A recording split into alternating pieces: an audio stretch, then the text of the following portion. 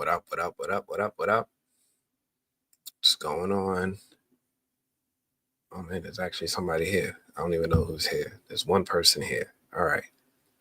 Sometimes I'll be like, man, maybe, maybe it'll just be me.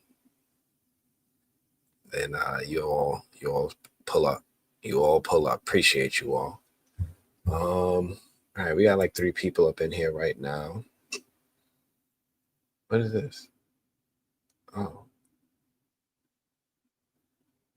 okay. 5 people. All right, cool, cool, cool. Listen, we're here for a good time, not a long time. Anthony's a little tired. Oh man, all right, what we got? Gothic chick, gothic chica. One day she's gonna be like, it's gothic chica. One day. Appreciate you coming through, Marquisha. Always happy to see you. Look, Gothic chick was here early. I saw this message at like 3.5 hours ago. I was like, whoa, you in here already? I'll be having the room up sometimes, just so like when I get in, I can just hit click and just go. But I appreciate you always helping here nice and early. Thank you, thank you, thank you, Marquisha. Appreciate you coming through. Happy Monday. Hope your Monday wasn't too crazy. Hope it was nice and relaxing going into this week. Um, I know it's like Monday and I'm already like, is it Friday yet? Like I'm right there. Hey T-ville, appreciate you coming through. Happy Monday to you too. Thank you so much. Thank you, thank you, thank you. It's like 9 of us now, not 10 of us. Oh shoot. Um, what be bugging me sometimes is how many people tune in on I still call it Twitter, but it's X, right? X is the name. It's like half of y'all watching on X. So I appreciate y'all coming through. Comment. I see y'all comments, even though you might not always see the chat from YouTube. I see your comments and I can always overlay it on top of the video so everybody sees that you're here. So I appreciate you all for tuning in on Twitter and on YouTube and on Facebook. So thank you so much, everybody. I see you, that one person watching on Facebook. Thank you so much. I appreciate you. Uh, love it. Love it. Frankie, happy Monday. I'm going to do this every time. How's the husband doing? Right?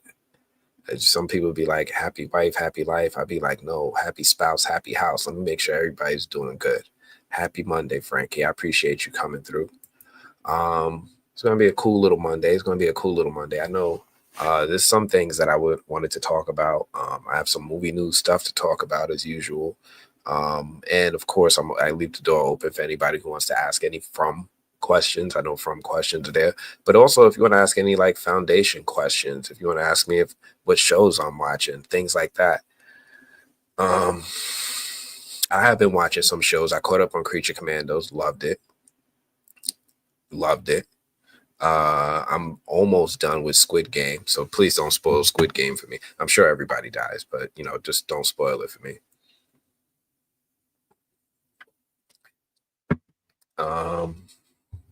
Yeah, I'm catching up on some good stuff. Let's see what is going on. Debbie, look, you ahead of me. I got to get into my Severance binge. I was like caught between binging Severance or The Wheel of Time because it was like I got invited to do an interview with the cast of The Wheel of Time, and I was like, oh man, I need to catch up on The Wheel of Time. So I was like on the fence about should I do Severance or should I do Wheel of Time. I ended up picking Squid Game, and as soon as I'm done with Squid Game, I'm switching to Severance. Oh, he's good gaming on the Xbox today. Big ups. Listen, I just want to make sure he's doing good. Happy house, happy spouse, happy house. I've been binging I've been playing video games in between too. So if you see me like sleepy, that's what happened. I had to save New York City. I finally got Spider-Man 2. I finally got a PS5 recently. I know I'm really late to the party with that, but I got a PS5 like this past November. And the first thing I did was I immediately got Spider-Man 2 and proceeded to save New York City. But they kind of a little disrespectful with New York. Like you got Manhattan, you got Queens, you got Brooklyn, but you ain't got the Bronx. You ain't got the Bronx. Yo, they're a little disrespectful with New York City in the Spider-Man game. Like I saw a meme online that popped up on my feed. They was like, yo, the Bronx ain't got no superheroes. Daredevil, Hell's Kitchen. Spider-Man, Queens. Miles, Spider-Man, Brooklyn, right? Luke Cage, Harlem. Nobody crossed that bridge into the Bronx to save nobody up over there. So it's wild to me. Ain't no superheroes in the Bronx. But I appreciate you all coming through. Let me see. What are we going to get into? We're going to dive right into this stuff. I know the other reason I've been a little tired is because I was working on this video, the main theory video. I got it back from my video editor. I was going to play it for you guys before, and then I started looking at it. And I'm like, I think I want to touch it up a little bit. Like the video editor did I want to say 70% good job. I just want to tighten up the last 30%. I did put it out there for the Patreon members to check it out. So the Patreon people, if you're a Patreon subscriber, you can see it now. It's up in the Patreon. Let me put this up. I always forget to put this up. But I wanted to tighten it up a little bit just before I put it out there for everyone else. I think it's a pretty solid theory. I'm trying not to spoil it, and I'm going to put something up because I know some of the Patreon people's going to come in and be like, I got questions about your theory, and they're going to try to just spoil it. So I'm going to try to put something up to just, let them know, please don't spoil it for everyone until I put it out there for everyone. But Patreon people have been giving me some positive feedback on it as well. It's a solid theory. Let me move this tab. Where's the other window? So this is here. Good. That's supposed to be there. So as usual, Movie Blog Monday, I'm gonna cut through some movie news. Again, ask me anything you want to ask me. Put it in the comments. You want to ask about From? You have any theories? You want to speculate on season 4, 5, 6, 7, whatever. I'm open to that. If there's any interviews that I've missed, let me know. I'm happy to check it out. If there's any TV shows that you're watching, I should be watching. Look, I keep a list in case you guys think I'm joking. For those of you who checked in on Wednesday, you already know about this list right here. I don't know if you can see it very clearly, but I'm going to tell you what it says. It says The Substance and Anti-Birth. These were things that were recommended to me. I have my list. I'm going to go through it. So, matter of fact, let me just go ahead and add Severance to the top of the list, right?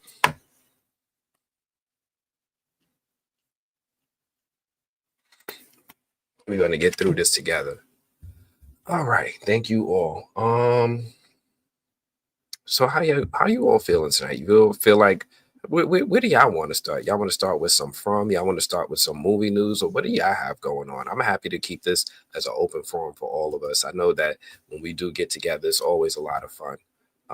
But let me know how you guys are feeling. Otherwise, I'm gonna just dive right into whatever's catching my eye first.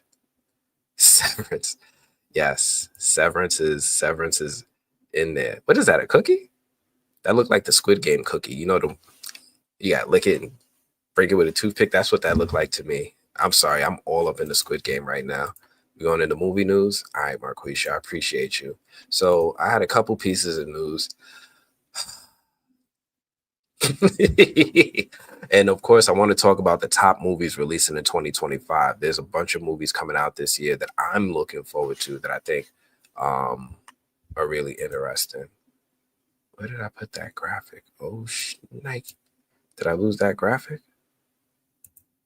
Oh, don't tell me I lost that graphic. That's okay. If I did, I know how to get it back. I know another place I have it. I did. Dang it. All right.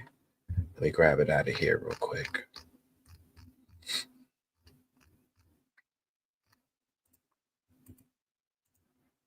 There we go. All right.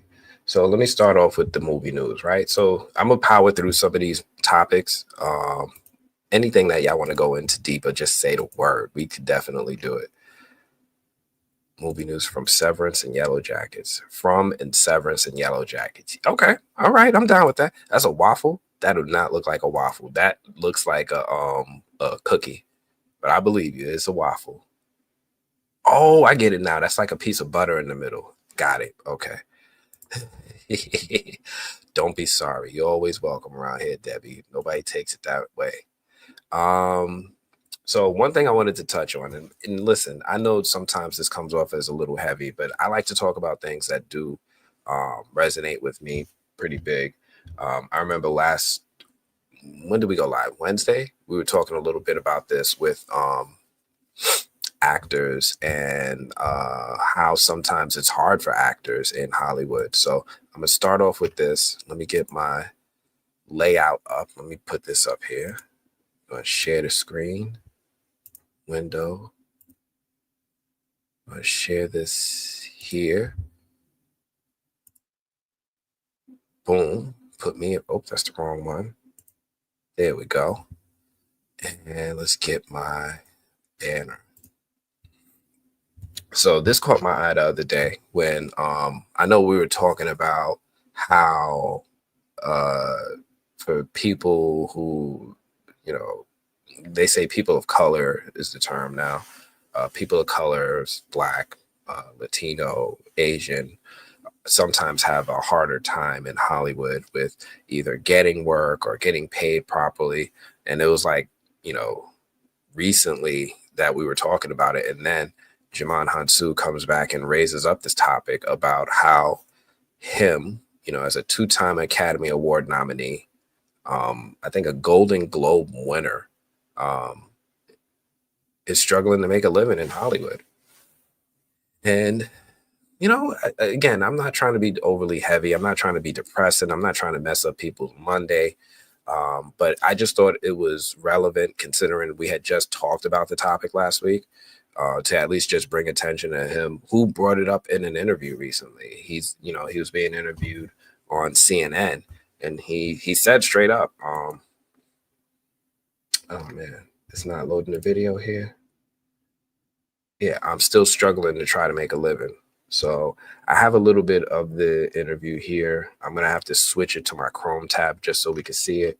But he brought up, you know, as a two-time Academy Award nominee, Amistad and other great films. I think Amistad was the first thing I saw him in. Um, and he's not like a actor who's struggling to get work. He didn't say that, right? He gets work. We've seen him in the Zack Snyder movies, Rebel Moon. We saw him in the Shazam movies. We see him in movies in Marvel, DC. Uh, it, I don't think there's a film studio he hasn't worked with. 28, not 28 days later.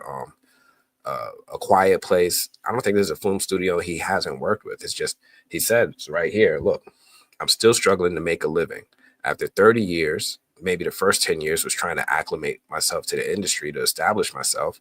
But I've been in this business making films now for over 2 decades with 2 Oscar nominations and been in many blockbuster films. And yet I'm still struggling financially to make a living. I'm definitely underpaid.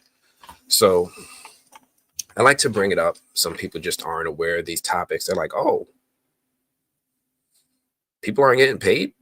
There's just unawareness. But if I help make awareness to it, that's all I'm really trying to do. I'm not trying to sit here and force anything or be overly preachy or anything like that. I just want you to know, hey, I mentioned it last week. Here's a really big actor, recognizable face. Maybe not household name to everyone, but definitely a recognizable face. And Jaman Hansu talks about he's still struggling to make a living. I pray he didn't have any bad incidents in these wildfires because that's still raging across LA, and a lot of people are still learning the hard way how challenging it's going to be. You know, I'm hearing like insurance companies are calling up people like they can see the fire on the hill, and they're like, oh, let's save our lives, let's get our stuff out of there. And then the phone rings, it's the insurance company. We're canceling your fire insurance. Oh, and wind too. You ain't got no more wind insurance. Thank you, goodbye. And that's it, right? Like I'm hearing stories like that sound wild like that. So I hope he's not one of those people. I hope he's safe. I hope his belongings are safe. It's one thing to already not be financially comfortable, but then to also have to suffer through what these people are going through in LA. You know, my heart goes out to all of them.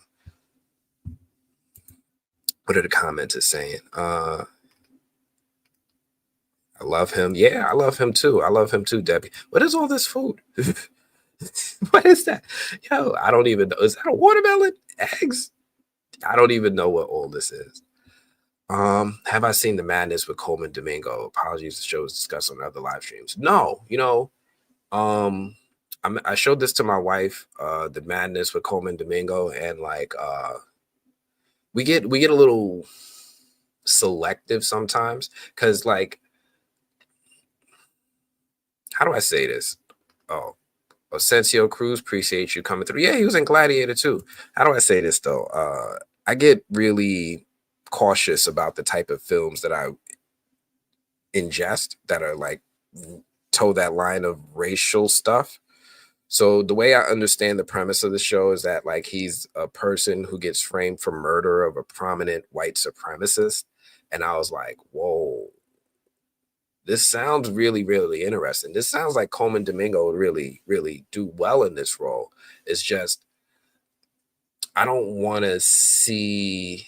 I got to just be in the right mood to like take in stuff that are racially.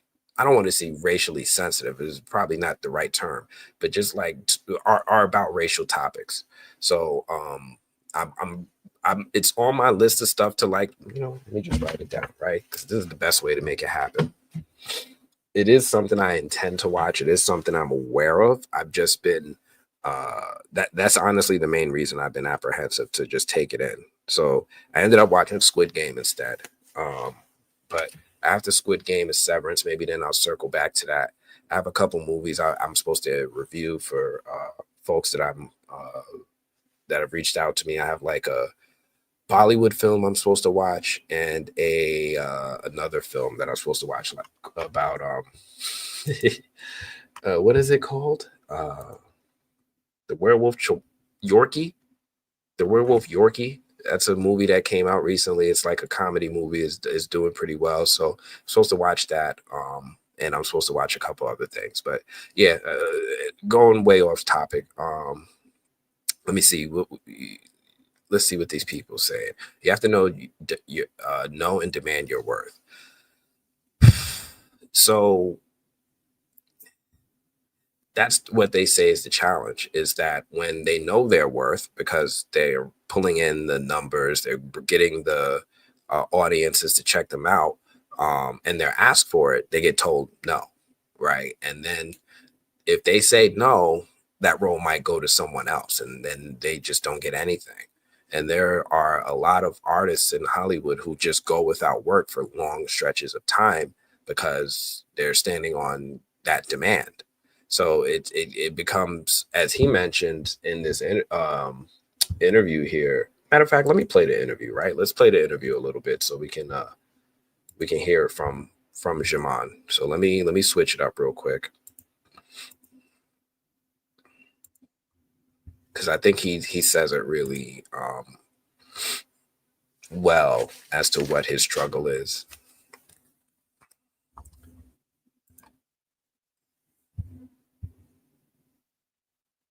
So it's like 3 minutes. I hope you guys don't mind indulging me for 3 minutes. And let's get into it. How has Hollywood changed in terms of African representation in what you see since you started out to what's being produced now? Yes, quite a bit has changed. I must say, because of course, when I came out with Amistad, I was nominated for a Golden Globe, but they ignored me for the Oscars, talking about the fact that they thought that I had just came off the boat and off the streets, where Steven Spielberg, used me for this film, and even though I successfully did that, they just didn't feel like I was an actor for whom we should pay any respect to. So this conceptual idea of diversity and all that, it still has a long way to go. Systemic racism don't change like that anytime soon. I mean, I'm still struggling trying to make a living. After 30 years in this business? After, no, well, let's speak, 30 years, let's say like maybe the first 10 years was really trying to, sort of acclimate myself to the industry. And then establish yourself. And establish myself. I've been in this business and making films now over 2 decades, and still, with 2 Oscar nominations, been in many big blockbuster films, and yet I'm still struggling financially to make a living. I'm definitely underpaid. Growing up, you're one of the first big Black actors I saw in big budget films. So it's mind-boggling to me. Well, that's a sign for you that systemic racism is not something that you can deal with lightly. It's so deep inserted in so many things that we do across the board, and you don't overcome it. You just have to sort of like you have to cope with it and survive the best way you can. What do you hope your legacy will be in this industry, for your acting, for your philanthropy? I came to California with this. All right, so yeah, just wanted to share that real quick. Look, I'm feel like I'm over communicating this a little bit. I just wanted to share my feelings on it. It's something that I think people should be aware of, or could be aware of, or maybe not are aware of. But someone as big as Jamon Hunsu, somebody who's been around with every top name, every top actor, we're naming things that we know him from and love him from, but he's saying he's struggling to make a living, right? So struggling to make a living is relative. It's not like, he's on social services or anything like that. But, he might not be as financially secure as he thinks as his contemporaries who have had similar success. So just wanted to put that out there. Curious what everybody's thoughts are. Again, not trying to be super preachy, but if I don't make people aware of it, I feel like I'm doing everyone a disservice by not being my authentic self. So yeah, just wanted to bring up Jamon Hansu. There's some other news out there, and of course, you guys are more than welcome to comment on this one, and I'm happy to circle back on this topic. But there's some other news topics out there I wanted to chat on that are movie related, and of course, I want to talk about the top films I'm excited for in 2025, because there's surprisingly a lot of cool movies coming out this year. Especially if you're aware of what happened in the industry. We had the writer's strike, we had the actor's strike. There was like a whole bunch of projects that got stalled and delayed because of it. Some of them got fast tracked because, they had money, like Deadpool and Wolverine. Some of them had to wait till 2025 to start coming out. We're going to get like a flood of movies this year, and I'm excited to talk about each and every one that I'm excited for this year. What'd you say, T-Ville? I saw a clip of this interview and it breaks my heart. It's not just the entertainment industry. A lot of us are underpaid no matter what our accomplishments are. Yes. Or we're just not hired, right? A lot of things is that too. Fortunately, or fortunately, depending on what side of the fence you sit on, DEI is the diversity, equity, and inclusion is something that's going away. I think Facebook announced it recently. Twitter probably got rid of it. But a lot of large scale tech companies are scaling back on the initiatives to make sure that they hire, Asians, Latinos, and Black people in par with how they're hiring white people, saying it's not fair. It's not a fair practice. So they're scaling back on the rules to enforce that. There's not going to be any sort of requirement to make sure that people get hired across the board of different races and cultures. So I don't know what that means or what that's going to look like in the next year or two. I know some people are jumping out the window and they're like, oh, it's going to get, really homogenous out there. It's going to be nothing but one type of makeup of people. Maybe, maybe not. We'll find out. But we're going to have to cross that bridge and hold each other's hand together. See what I did there? Anyway, let me switch gears to our next topic here. What were you saying, Debbie? Was just discussing this, how racism, misogyny, classism is so insidious because it is so tightly in our language.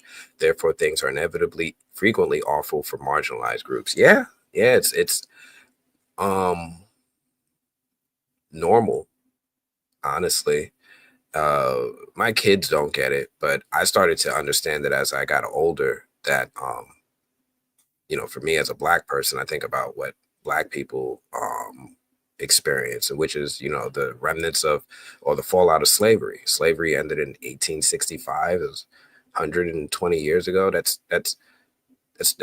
a grandma and a half ago, right? Like my grandmother's mother might have been a slave. You know, that's it's not really it's really kind of scary when you say it like that, right? Like, oh shit, my grandma's mom probably was a slave. So eek, eek. Really not long ago at all. Especially now I understand that I know what time means and how valuable time is and how quickly time goes. I understand what that means when they say it wasn't that long ago now. So yeah. Next thing I wanted to chat about though is, oh, did I not share my screen? I did not. This is a little bit more fun topic, not so dreary. What the heck is this? I hate when they sneak in an ad. Like I left this on a certain way.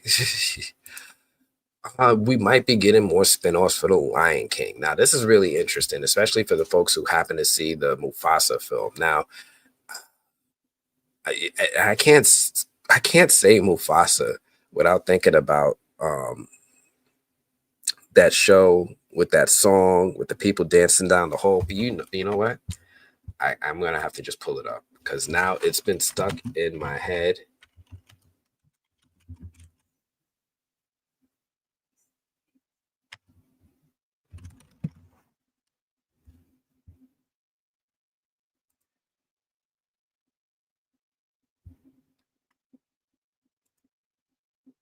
Aaron Pierre, that's Mufasa. Aaron Pierre, like, oh my goodness, this stupid thing has been stuck in my head. For those of you who don't know, right, the Jennifer Hudson show is a daytime talk show. Jennifer Hudson invites guests on her show, but when she does, she does this thing where like her casting crew like welcome them in and like sing them on to the stage so that they're like hyped and ready. So now I'm here with we're going to be here together because I want to talk about it.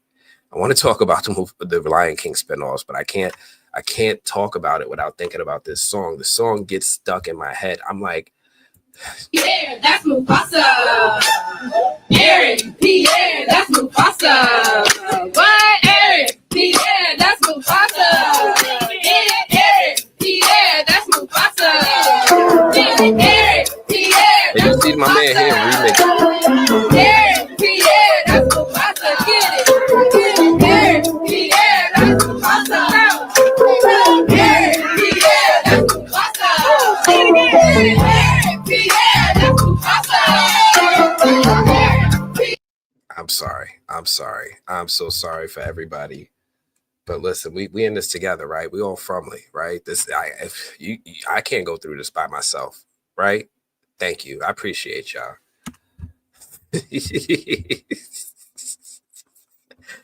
Aaron, yeah, that's Mufasa. Sorry. Oh gosh. So yeah.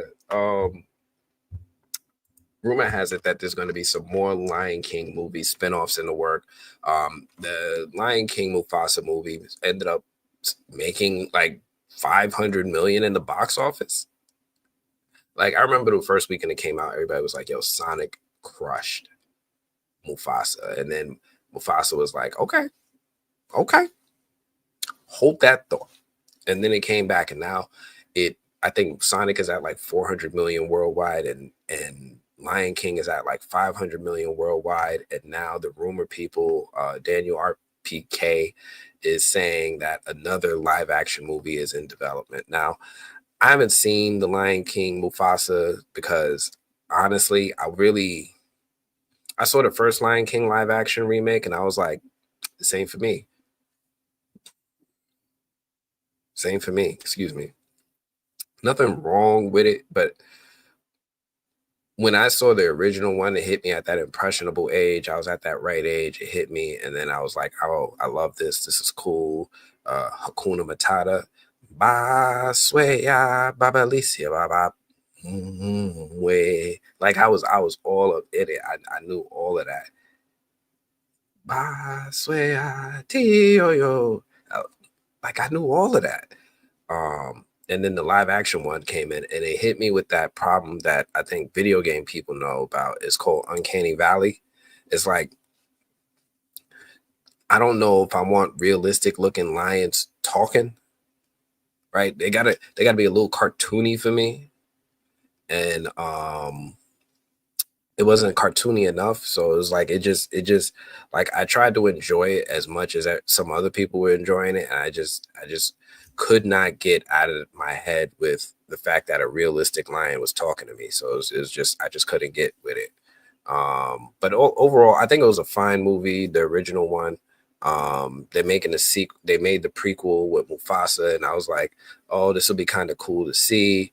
I'm curious about how Mufasa came to Pride Rock. Apparently, and spoiler alert, apparently he wasn't always royal. So it was like, oh, well, what's this story like? Because he's got a brother named Scar, and him and his brother fought over, to lead.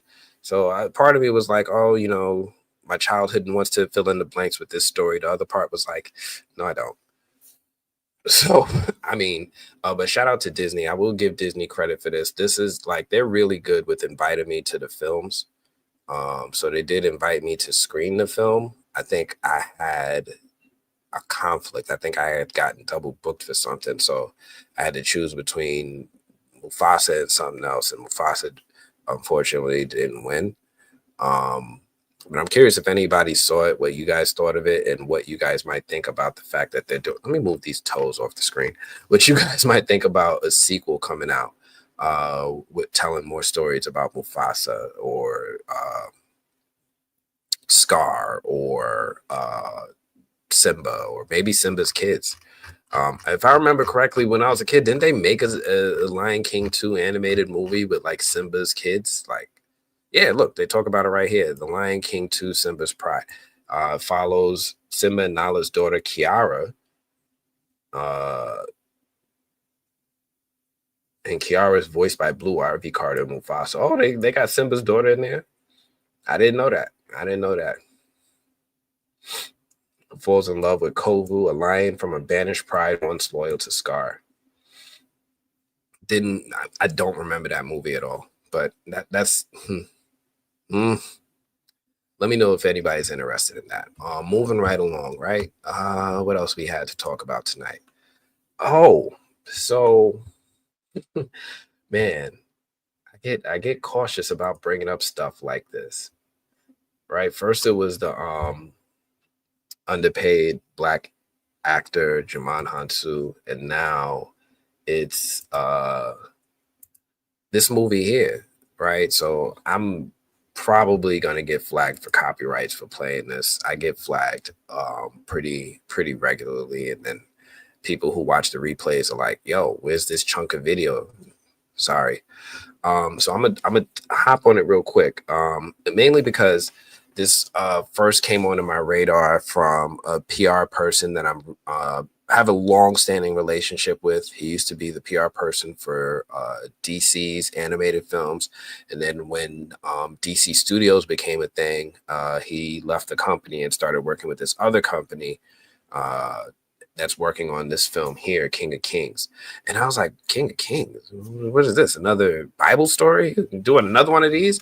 And at first I was going to dismiss it. And then I started reading through the press release, and I saw who was going to be in the cast. And I was like, what? Like, where did they get all these people? Like, really? So now I'm like, okay. I'm a little bit more intrigued. So it's supposed to be the story of Jesus Christ told by Charles Dickens, and seen through the innocent eyes of a child. Excuse me. So that was Charles Dickens, classic storyteller. And it's got a really cool cast. So the cast is made up of Kenneth Branagh, who's a wonderful actor and director. Oscar Isaac, everybody should be pretty familiar with Oscar Isaac. He played Moon Knight, he played Apocalypse, he played so many wonderful characters over the years. I'm just naming the top like Marvel ones right now. Pierce Brosnan, everybody should know who. James freaking Bond, everybody should know Pierce Brosnan. He's going to play in the movie as well. Uma Thurman, Mark Hamill, Forrest Whitaker, Ben Kingsley. I'm like, wait, what? What are you telling me right now? And once I started seeing all the voice cast, I was like, all right, the images look kind of cool. The voice cast sounds solid. I'm curious about this film. And then they actually dropped the trailer. And I was like, all right, let me see how folks react to the trailer. Let's talk about it for a quick second. Maybe some people will rock with it. Maybe some people won't. They're like, religion. No. So if this isn't your thing, I respect that. I'm not going to try to force anything on you, but I'm looking at it from a purely animated film standpoint with a pretty solid voice cast. Let me put it up here real quick so we could just quickly glance at some of this trailer, not all of it, but some of this trailer, and discuss it a little bit. I'd like to tell you a story, son. Some say it's the greatest story ever told. It has angels and wicked kings, jealous rivals, and miracles. Open your eyes. Our story begins 2,000 years ago. The young woman named Mary would soon bring a beautiful baby into the world. Wait, well, stop. If it's not about a king, then I'm not interested. It just so happens that this story is about a king. One prophecy speaks of. Look, Willa! Look at all the fish! It was time for Jesus to gather a few friends, like Judas Iscariot. He gains more followers every day. Find him. There's not nearly enough food here to feed all of these people. The people are calling him king. Then we turn the people against him. Are you king of the Jews? If it's what God wants, I'll accept it. Yeah, all right. I'm not. It's really good. It's really good. I thought it was really good. I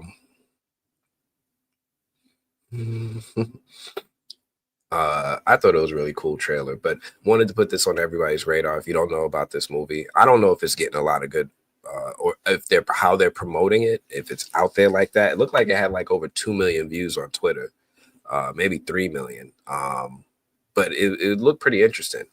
Gothic chick. So I'm always looking for a film to touch me as much as The Prince of Egypt. I'm always looking for it.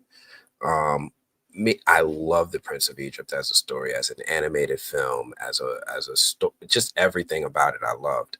And I'm always looking for another film to impress me in that same way. So I like these biblical stories. They tell these stories. Some people don't like them.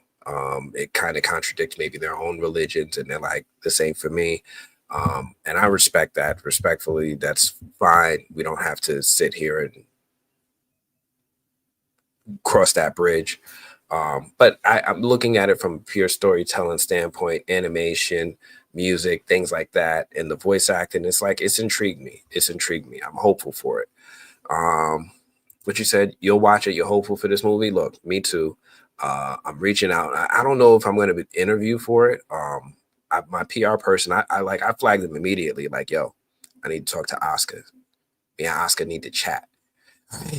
So let's see if he's able to come through with that for me. If not Oscar, Forrest, anybody. I'll talk to anybody, honestly. Pierce Brosnan, James Bond. Yo, I'm so jealous. I saw the other day the clip. Who was it? One of the talk show hosts got to play GoldenEye 007 on an N64 with Pierce Brosnan. He's like, I got to play James Bond with James Bond.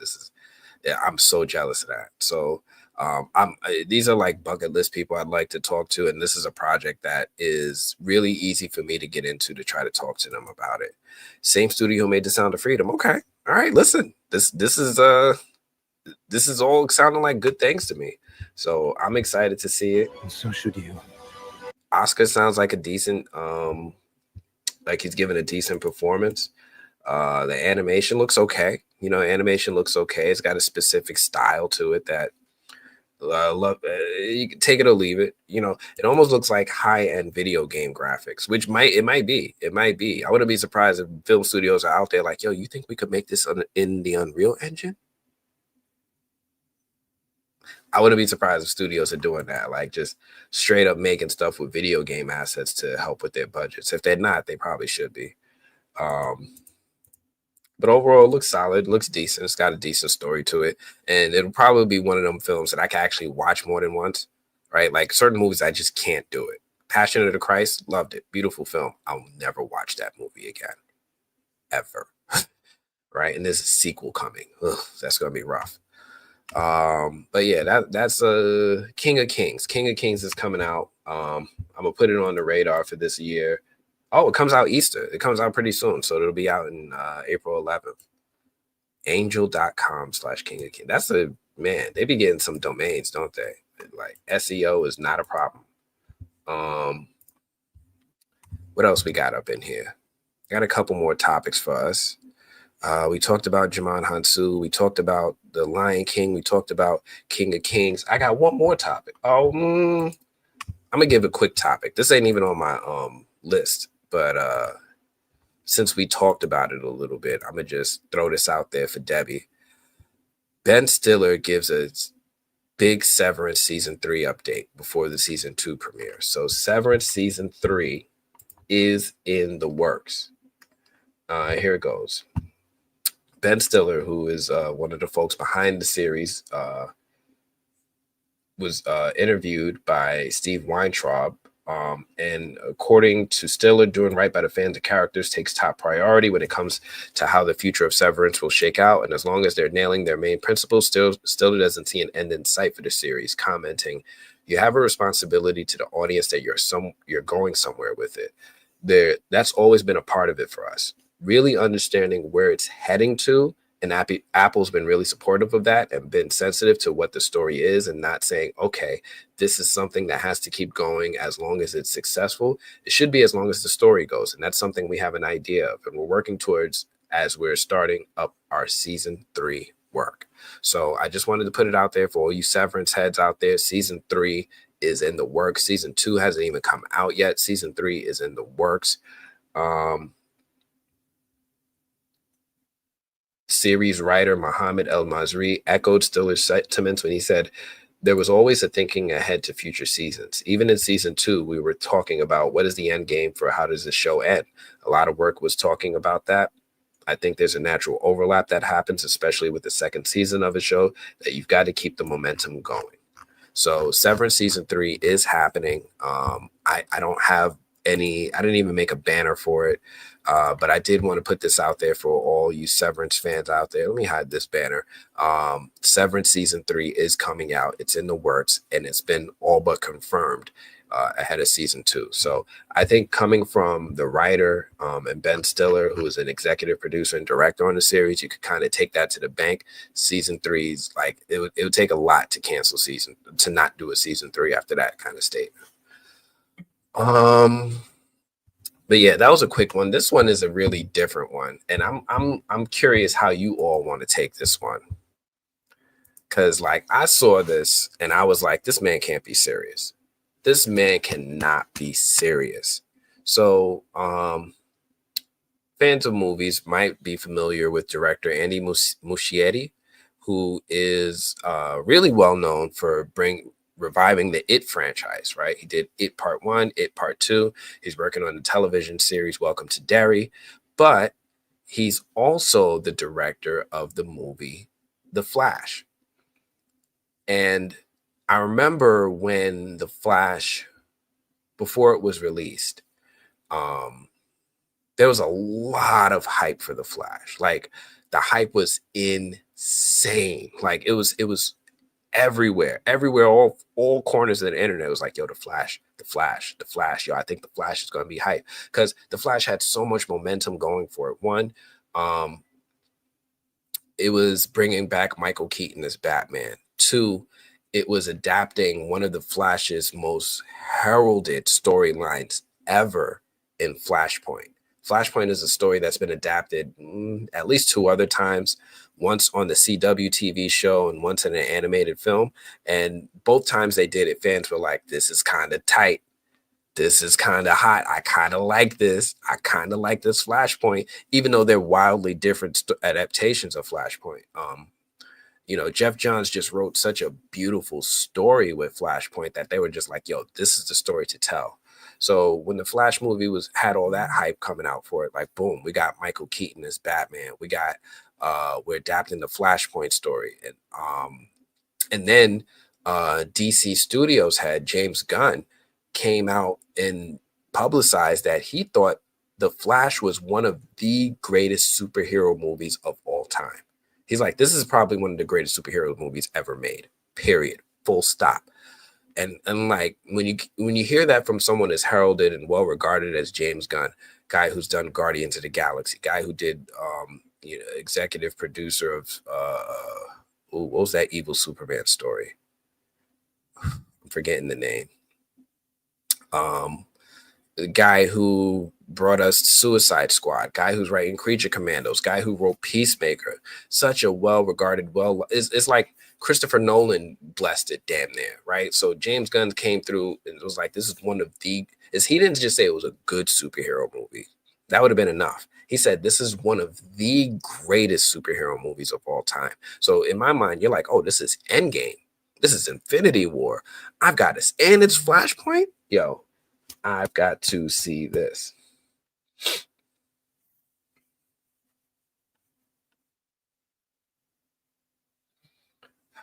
So,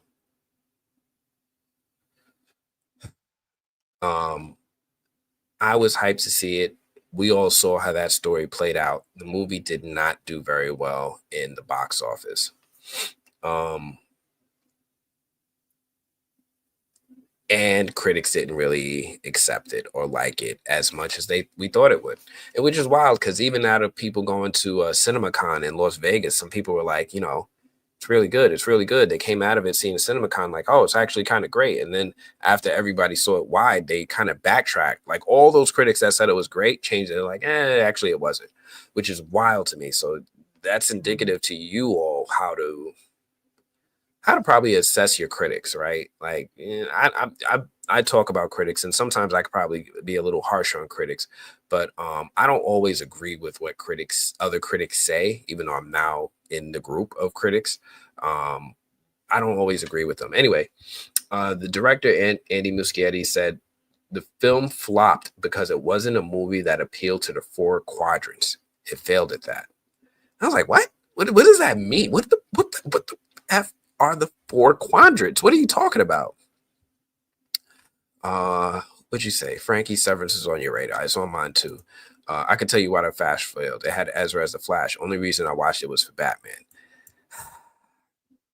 James Gunn is entitled to his opinion, even if it is wrong. I'm with you. It's what bothered me about it wasn't that he made the opinion, it's because it was such a strong opinion. One of the greatest superhero movies of all time. Like, this isn't even better than your worst movie. Like, what? Anyway,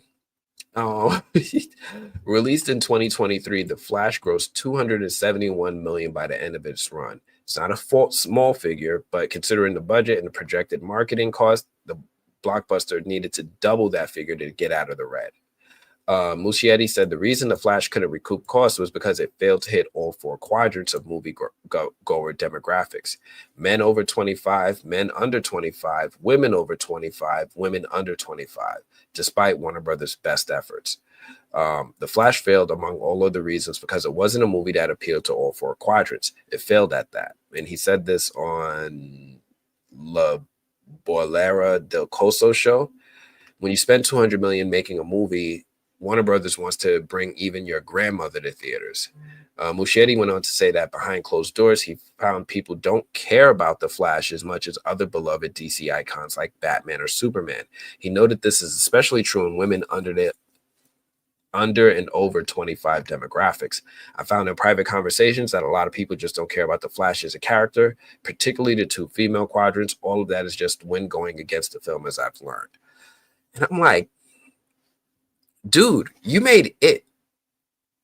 You made it a story about a clown that chases children and eats people.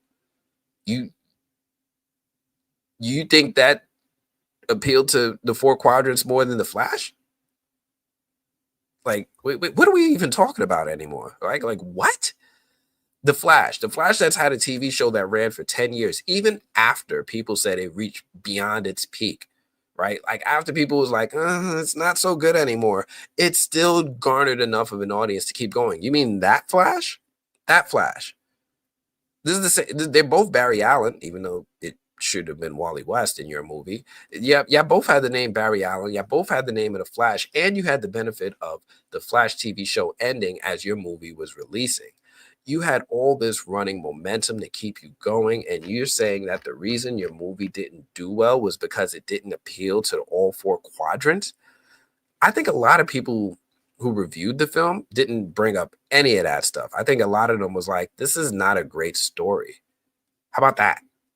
How about that? Like, there's so many things I could nitpick about The Flash. And I'm not going to do a live review about The Flash, but I'm going to talk about what went wrong with The Flash. Oh my goodness. So the Flash movie to me had a lot of things that could have been done better. One of the main things I thought that could have been done better was establishing the Flash in Central City as a superhero. You know, he showed up. He probably had 5 minutes in that movie in Central City as a character. We never see any of his rogues.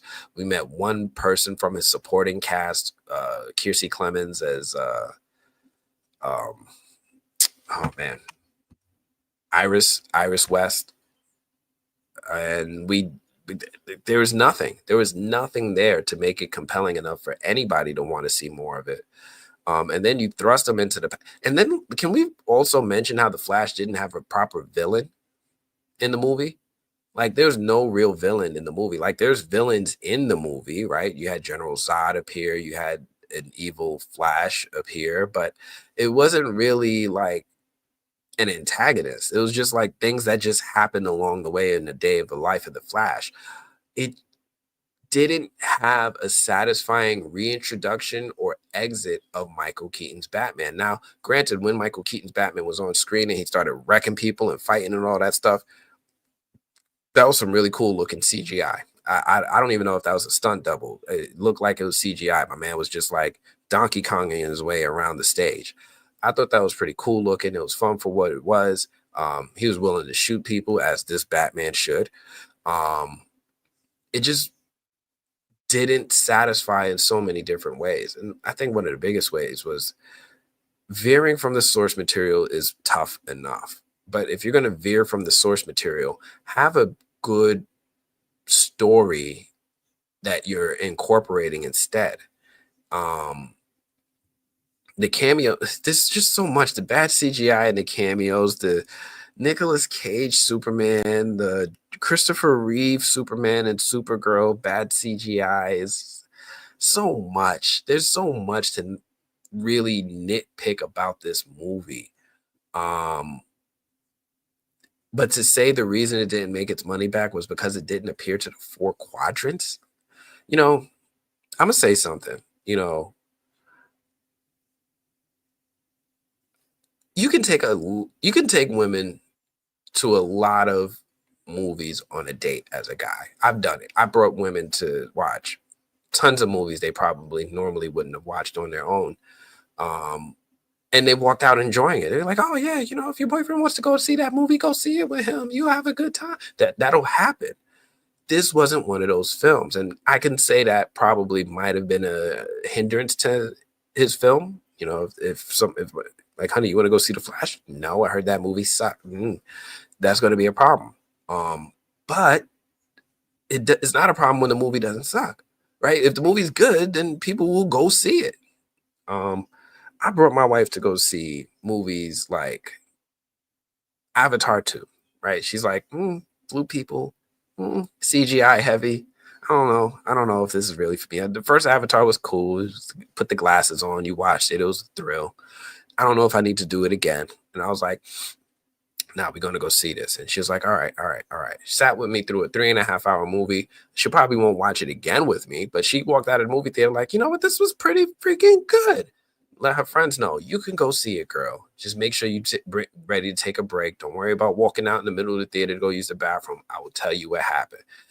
This is not one of those movies. The Flash just failed on so many different levels, and it didn't help that they had a person in such legal trouble as Ezra Miller in the lead. I didn't even see this kind of pushback for Jonathan Majors for Loki, right? People were like, "Oh, Jonathan Majors, he's hot to the touch. You can't really go near him." And then Loki came out. It's like, "Oh, he did a good performance, but is he leaving?" And, that was pretty much the reaction to him.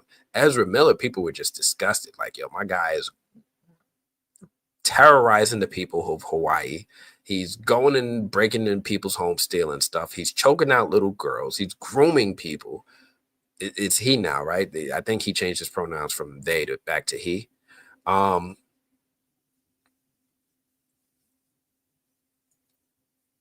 then DC refused to admonish him. He's like, we can't say nothing bad about Ezra. Like, oh, okay. What'd you say, Michael? It was a mess before it even started. The whole Justice League saga made it almost impossible to make a good Flash movie, especially with Ezra. Here's what I say about comic book movies. They're not tied to continuity. They literally can just do whatever they want. We literally just had a whole new Batman movie with Robert Pattinson come out. Nobody was sitting here like, oh, but Michael Keaton, we just saw him. Nobody said that. Nobody. They can literally do whatever they want. They're not tied to continuity. They don't have to worry as much about people being confused or not understanding what's going on with their films like they do with other mediums. Comic book fans, we're the ones who probably be like, oh no, it's got to be all connected. It really doesn't. They could do whatever they want. They just didn't. I literally was thinking like maybe they will finally explain how Ezra Miller's Flash met Barry Allen's Flash in the TV show. That would have been cool. That would have Grant Gustin making a cameo would have been cool. They didn't do that. It just I'm sorry. This movie just it angers me that it exists. And the reason it angers me is because I'm one of those people that collected all of the comics of Flashpoint. I read the spin-offs and like what Jeff Johns did with Flashpoint was a freaking master class. It was a masterpiece of storytelling. In how not only was it a Flash story, but there was an underlying story about Batman. Like, yo, it was so poetic the way Jeff Johns told the story about Bruce Wayne and Thomas Wayne, and how if the role was reversed, if Bruce Wayne didn't survive that night and his parents did, what would have happened instead? Like the way Jeff Johns did that story with like a Thomas Wayne Batman and that world's Joker, it was just, oh my gosh, it was so beautiful. And they didn't use any of it. Oh my gosh, it breaks my heart so much. What'd you say, Dragnet? Flash failed because it sucked. Bad acting, bad press, and ultimately bad cinema going experience. Yes, all of this is true. All of this is true. But yeah, that is what I wanted to say about the Flash. It happened. It's a thing. It did it. Oh, real quick. I want to before I forget. Hey, I want to let y'all know. Hey, I want to let y'all know. Thank you so much, Kayla's bestie. I appreciate you always coming through. Hit me up on the Cash App. So that I love that because I gotta always remember to keep the Cash App open because Kayla's bestie, you just never know. And I appreciate that because I don't know, man. Sometimes I'm wondering about how this live stream stuff is going to continue. A lot of us YouTubers, we use this thing called StreamYard. StreamYard is what we use to stream our videos. StreamYard did some wild stuff a couple months ago, and I was like, huh. So StreamYard, for anyone who, I'm just gonna air out my own grievances. StreamYard was like a service. It cost us like $15 a month or something, which isn't cheap. It's like a streaming service, but it allowed us to stream on YouTube and all our other platforms at the same time. They raised their prices, and I was like, oh, all right, you're gonna go up to like 25 a month, something like that. And it was like, no, 20, 30 a month, 40 a month. $45 a month, from $15 to $45 a month. So I appreciate you, Kayla's bestie, because you're like subsidizing these costs for me right now. But $45 a month is nasty work, especially when we went from 15 a month just to live streams. And there's no extra benefits, right? It's not like they're like, oh, well, for this extra money, we're going to add on these features for you. You're going to get this and that. They didn't add nothing. So 15, they just tripled the price, dropped it on me. So we're going to see how this month goes. I might have to switch and find an alternative platform besides StreamYard to do these things. Because I'm going to tell you right now, for $45 a month before tax isn't going to work. Ain't going to work. So let me keep going. There's one last topic for tonight. And that is our main topic for tonight. Where did I put you? Where did I put you? I just found this tab and oh, here you go. The main topic for tonight.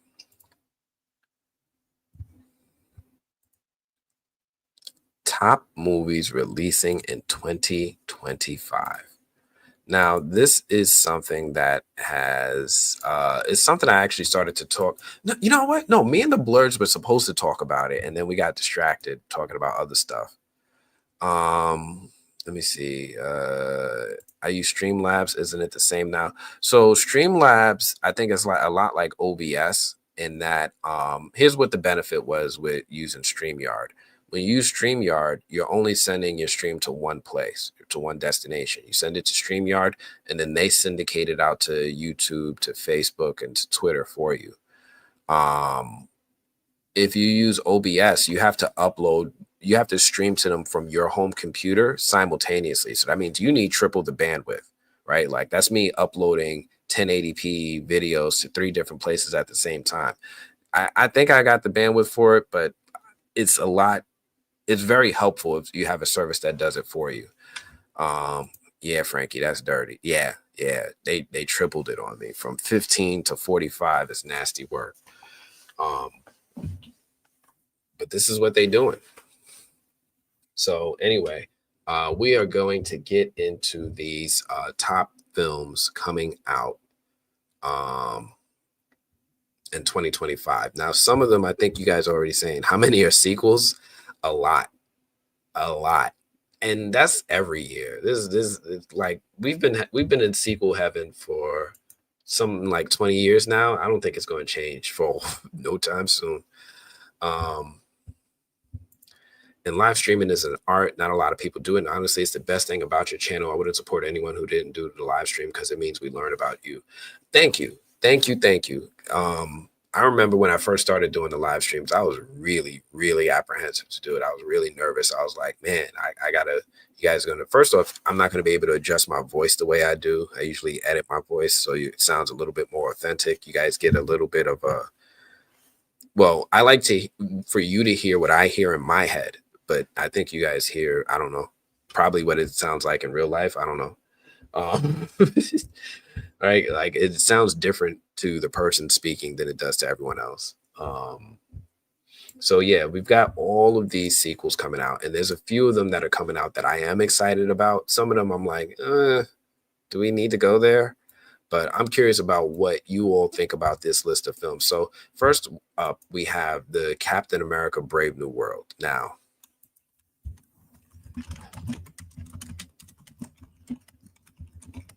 let's bring it up. This movie, this film here, curious, like on a scale of 1 to 10, how excited are you guys for it? Not let's make it a little easier. On a scale of 1 to 5. Scale of 1 to 5. 5 being I'm super excited, 1 like not excited at all. How excited are you for this new Captain America movie? We got Red Hulk, we got Anthony Mackie as Sam Wilson. I think Seth Rollins, the wrestler, was in it, but I think his part got cut out. We got Shira Haas in there as Sabra. Sabra was I don't even know if they're gonna emphasize who she was. She's a Jewish superhero, right? She's a Jewish superhero, and there's supposed to be a big thing about it. The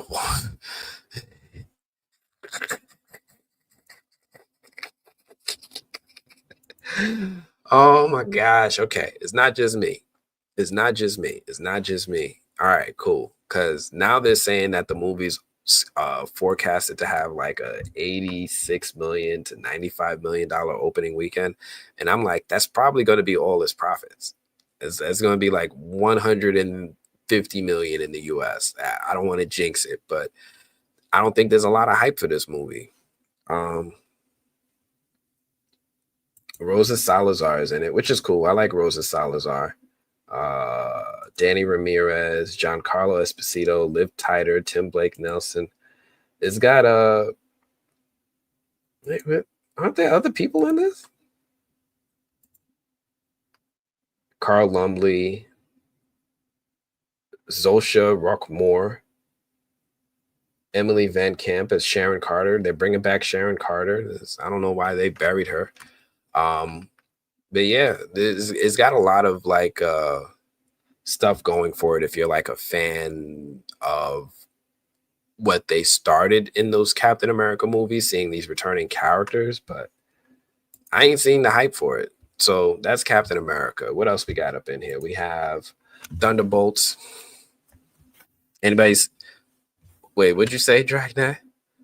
Honestly, won't watch it. Doesn't interest me. They're all the same now with the bangs and the booms. I'm not surprised. I'm not surprised. I know a lot of people's like, it's only 45 days till Disney Plus, right? I don't know. Some of these movies are waiting the full 3 months, so we'll see. We'll see. Harrison Ford is in it. Love Rosa Salazar. Brand new cherry flavor was magnificent. Yeah, and it wasn't she.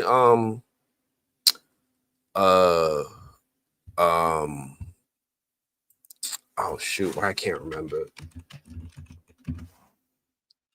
Alita. She was Alita Battle Angel. I love Alita Battle Angel. I don't know what's wrong with me there. I actually had the opportunity. Man, I be having some interesting life experiences that I don't talk about enough. I actually had the opportunity to go to Robert Rodriguez's film studio in Austin, Texas, and they still had like a whole bunch of the Alita stuff there. Like they still had like the little yellow truck car that she was driving in. Some of the set was still up. They actually used the set for other films. Like they made the set for Alita, but it was so intricate, so detailed, such a great city that you'll see it in other movies. So when Robert Rodriguez does movies about cities or Mexican villages or anything like that, it might just be in the same city as Alita Battle Angel. He used it in his movie with Ben Affleck. It was called Hypnotic. And if you look in the film, there's like this scene in the film where they go to like a little Mexican village or something. But if you look closely enough, it's actually the set of Alita Battle Angel. So I thought that was a little fun fact. Maybe I'll pull up images from it. I thought it was a cool little visit I did out there. And I don't think I ever showed anyone those photos. Like sometimes I go to these places, I take these photos, and they just get lost in my phone. They just stay there. They go into Google Photos. They go into an album somewhere. They never get seen again.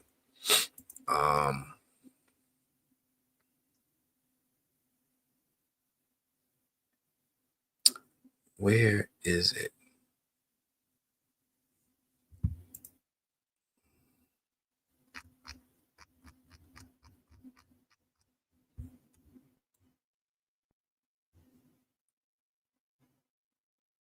Yeah, here we go.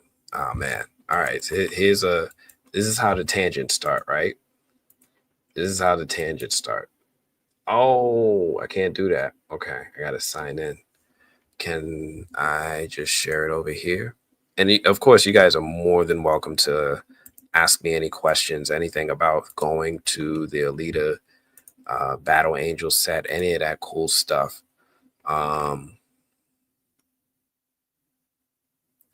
This was the NDA I had to sign. They were like, yo, you could take pictures, but you can't take a lot of pictures. So they made me sign a NDA. This was something for Spy Kids. This was a set in Spy Kids. And they were like, yo, don't take a photo of this. And I was like, don't take a photo of what? Click. So yeah, this was kind of cool. And then you could see the city in the background. This was from the movie Hypnotic, this red mask and the white mask. That was kind of cool. My current settings caliber. This is a bunch of the settings that they had for all their equipment. So they had like this lab or this workshop where they made so many of their own props, so many of their own equipment. So when he made a film studio, he actually leases it out to any film studios that want to use it. Kind of like Tyler Perry Studios, and people go to Atlanta and they film in Tyler Perry Studios. Sometimes people go to Texas and they'll film at Troublemaker Studios. So I'm just going to run through some of these quick, cool photos about Alita Battle Angel, the one that Mahershala Ali is driving around in. Rodriguez movies in the background. And then, of course, we got the Dodge Challenger. I just think some of this stuff is cool. Look at Chubby Me taking pictures with the stuff. My wife spying on me taking pictures. But yeah, there's the taxi from Alita Battle Angel, the yellow taxi I was talking about. All this stuff is still there, as well as some of the stuff from Sin City and Machete and other films that were filmed, and Predator. He filmed a Predator film. And he likes to use his own film studios when he does this stuff, which is kind of cool. Alita's sword is just sitting there. I'm like, oh, it's kind of hot. This is from Death Proof. Robert Rodriguez and Antonio Banderas on the Mariachi movie with the guitar. I'm sitting on one of the benches just hanging out, movie blogging out. But Yoda, because he was able to direct an episode of The Mandalorian, so he got his own Yoda. I don't know how he got that though. No comment. He had a life-size Alita walking around. She's like 4'11", so that was kind of cool to see. His Predator helmets, all this cool stuff. I meant to crop this. I was like, all right, get me from the waist up so it looks like I'm fisting up with Alita ready to fight. And this is how my wife took the photo. But this is the part that I wanted you guys to see, where we walk around the film studio a bit. This place doesn't have public tours. You can't just go there and request to do a tour like you can with some of the other studios. So like as we're walking around, there's like some people that are like cleaning up or putting things away because somebody's going to come film something later that day or setting something up. So that was always pretty cool. I'm going to power through some of these. This is Devon J. Edwards. He's an actor in Hollywood. Say what up to him when you see him on social media. Again, me and the wife taking pictures, having fun. This is one of the bicycles, I think, from the Alita film. They had some cool bikes on set, some of the tunnels. But yeah, some of the cool things that were going on out there. And then I think this is me going into South by Southwest. So yeah, I just wanted to share some of this stuff. I do these cool things, and I know sometimes I say them casually. I'm like, oh, I met so-and-so, or I hung out with this person, or I met this guy. And then sometimes I think it could come off as like a little inauthentic. So I just wanted to show like, hey, I'm not making this stuff up. I've been blessed with a really wonderful, lots of wonderful opportunities to meet some of the best creators in the world. And I love sharing it with everyone. So just wanted to put that out there. And now we could get back to all the cool movies that are coming out. Let me switch back my screen share. So I'm gonna just talk to you guys straight up about what am I interested in this list of oh, what did I do there? In this list of films that are coming out, right? What am I actually excited for myself? So looking at this list, I'm sorry to say I don't think I'm looking forward to anything Marvel related, to be honest with you, right? Captain America and Thunderbolts, just for me, I'm waiting for Avengers Doomsday. I'm waiting for, the Russos to come out with whatever they're doing for me to really make a judgment as to whether or not I'm going to really get back into Marvel stuff. My heart's been broken too many times over the last few years to really get excited about any of their projects. I wasn't a fan of Thor 4. Deadpool and Wolverine was fine. It's fine. It's okay. It's fine. Wakanda Forever was fine. What else did they come out with? Secret Invasion, I just didn't watch. I just never heard anything good about it from anyone who watched it. I just didn't watch it. I didn't watch Agatha all along. There's so much with Marvel that either just didn't seem appealing to me or I just straight up didn't like.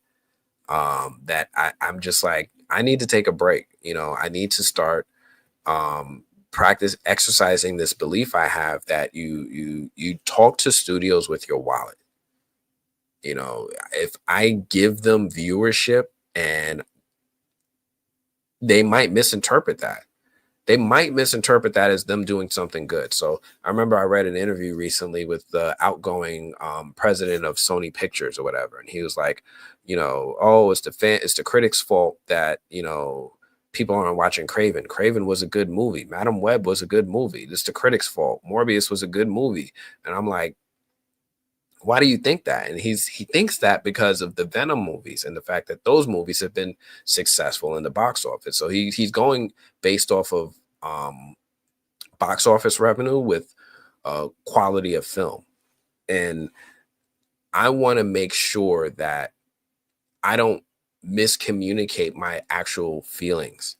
I don't want studios to think that a movie is good because I watched it. Doctor Strange 2 came out and I was like, this is not good.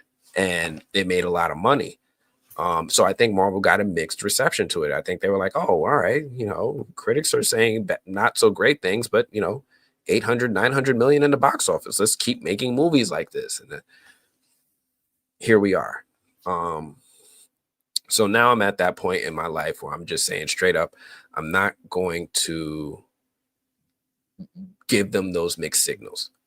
If I don't like it, or I don't want to see it, or if it doesn't seem appealing to me, I'm not going to give them that viewership so that they hopefully understand what I'm actually communicating, which is this isn't the type of story I want to see. I want to see a different type of story. So Captain America, Thunderbolts, and Fantastic Four. Nope.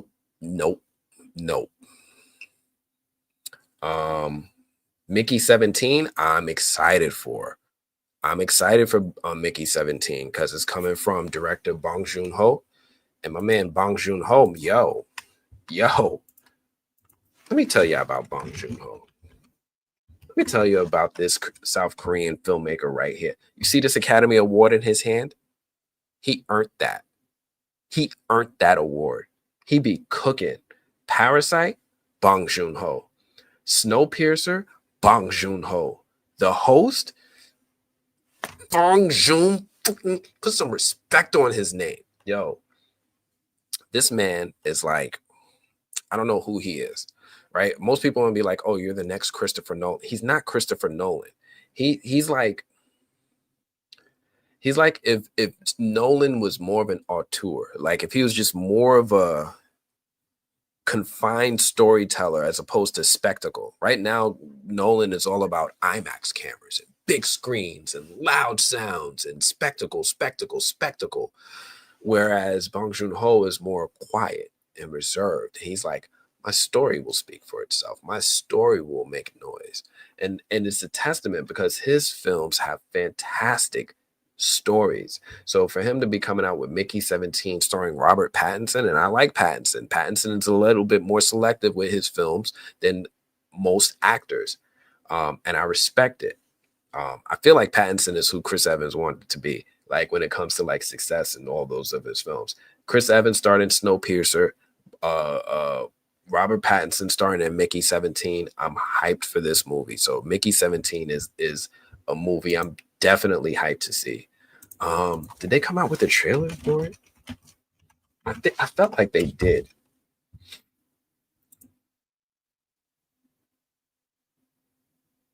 Yeah, we got time. Oh, you guys need sound, right? Oh, man. I know for a fact Warner Brothers is going to copyright strike me. Warner Brothers do not play, yo. They do not play. But you know what? We got to do this together. We have to together. So I'm going to be quiet throughout the trailer so that when the video is done, I could crop it out. But man, yo, we gotta do this together. We have to. All right. I'm hyped.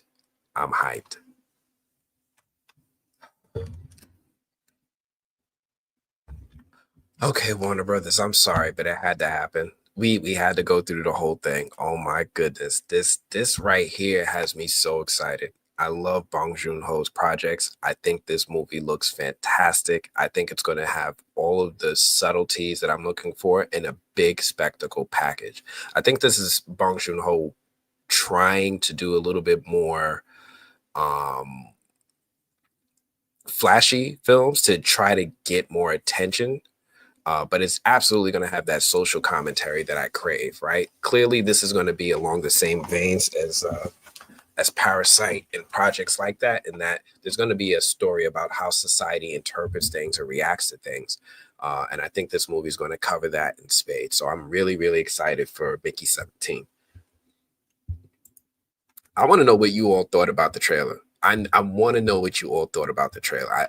I know you still out there, Dragnet, Michael Lamont. Don't get quiet now. Gothic Chick, speak up. Let me know what y'all thought about the trailer. Yes, Robert Pattinson. Yes. You love Bong Joon-ho. Listen, I'm right there with you. I just had to make sure we all spread the love for this talented director. Nolan doesn't have the subtle gene. He used to. Memento was a very, very subtle film. And then somebody gave him an IMAX camera and he never turned back. You in, Frankie? I'm glad. Did you know about this movie beforehand? I didn't know if you knew about this one, but let me know if you knew about this one. But I'm in here. Michael Lamont, you're back. If you're back, I'm front. But yeah, I'm so, I mean, it's no Snowpiercer, but it's looking okay. It could be a Snowpiercer, right? I don't think anybody knew Snowpiercer, unless you read. I think it was based on a book. Unless you read the book, I don't think a lot of us went into that blind. Like, whoa, the social commentary. But now Mickey 17, I feel like it's gonna be. It has potential. It definitely has potential. I don't know for sure. I haven't seen the movie, but I think it definitely has potential to be up there with Parasite and hopefully Snowpiercer. But we'll see. You didn't hear anything about Mickey 17? Neither did you. Oh, I'm glad I put this on your radar. This movie's coming out March 7th.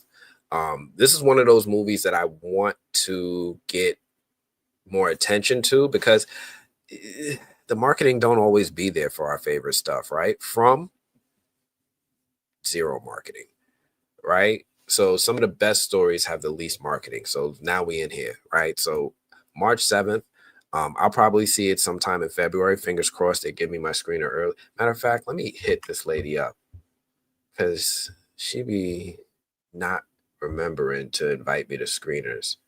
She'd be like, "Oh no, email me and let me know what you want to see." Like, okay. What else we got? We got Paddington 3. I didn't even know we were doing a Paddington 3. Okay, look, Paddington's not on my radar. It hasn't been on my radar since I was in elementary school. When they said they were coming out with the new movies, it just didn't catch me. Sinners. Sinners is probably, and I saw somebody mention this in the comments a while back. Paddington 4. This says Paddington 3. Is 4? Oh, 3 in the US.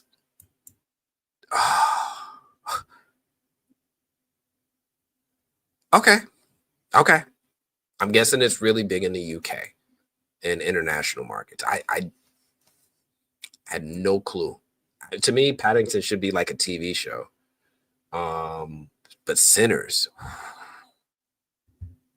I got a lot of high expectations for. This is I think Ryan Coogler's movie, and I think this is the first time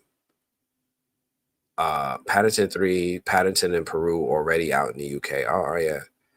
Your husband was crew on Sinners, Debbie? Look, you be dropping jewels sometimes. Like, oh, well, I met Michael P. Jordan. You just be dropping jewels sometimes. It just be looking out there, dropping these things out there like that. It's not good that they changed the number. I agree. This is confusing. I had no idea. Oh, I didn't change the screen share. My bad, y'all. I had no idea that Paddington was up to 3 or 4 or what. I don't. These movies don't catch my radar. I'm like, my kids are too old for it. I'm not making them watch it.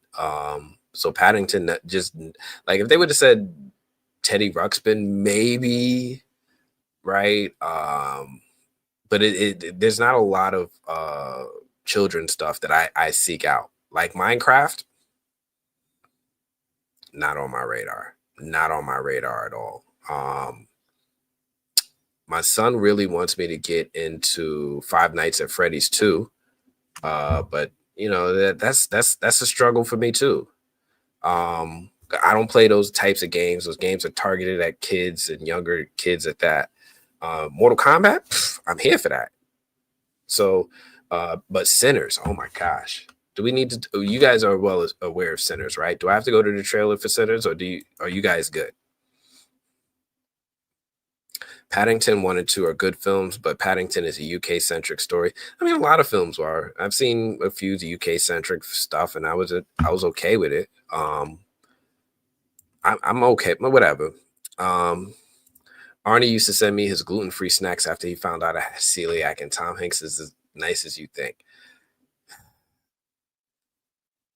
See, I'd be like, yeah, I went to Robert Rodriguez Film Studio. She's like, Tom Hanks is nice, and Arnold sends me food.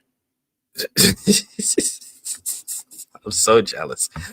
But yeah, Sinners. Oh, we're good. Can't wait to see. All right, we don't have to do the trailer for Sinners. All right, Sinners, I know a lot of folks are aware of. I'm really excited because I think this is Ryan Coogler's first sci-fi thing outside of Marvel. Like he did Fruitvale Station and the boxing movies, Creed, but now he's doing something that's science fiction and horror. Like I didn't even know he had a I didn't know he had a horror bone in his body. So I'm really excited to see it. I think a lot of people are just like, oh, it's gonna be oh, Smoke One, where'd you come from? Smoke One Kenobi, you came through. Play the Sinners trailer, please. All right, man. Look, you ain't gotta ask me twice. You know that, right? This is not a twist my arm type of thing.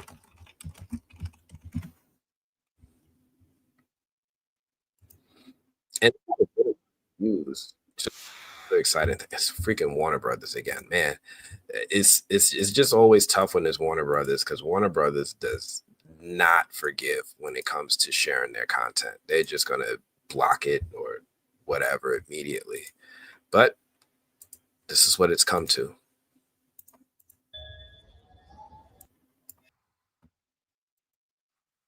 Man, yo, that movie right there has me so excited. Like, wow. And then you see my man Michael B. Jordan, he's been in the Creed gym again. He's been working out with The Rock, like got the guns out, like like this, he's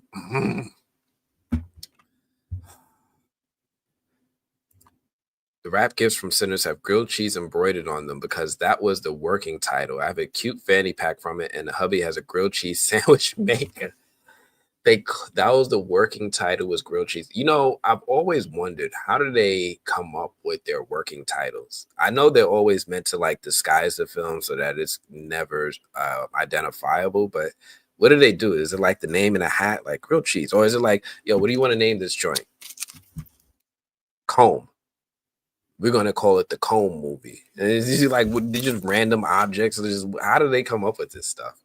Marquisha, you said this is straight fire, straight gas. I see that. Oh, Frankie's right there with you, straight gas. Yo, this, and it's IMAX, and it's gonna be, oh, I'm excited for this.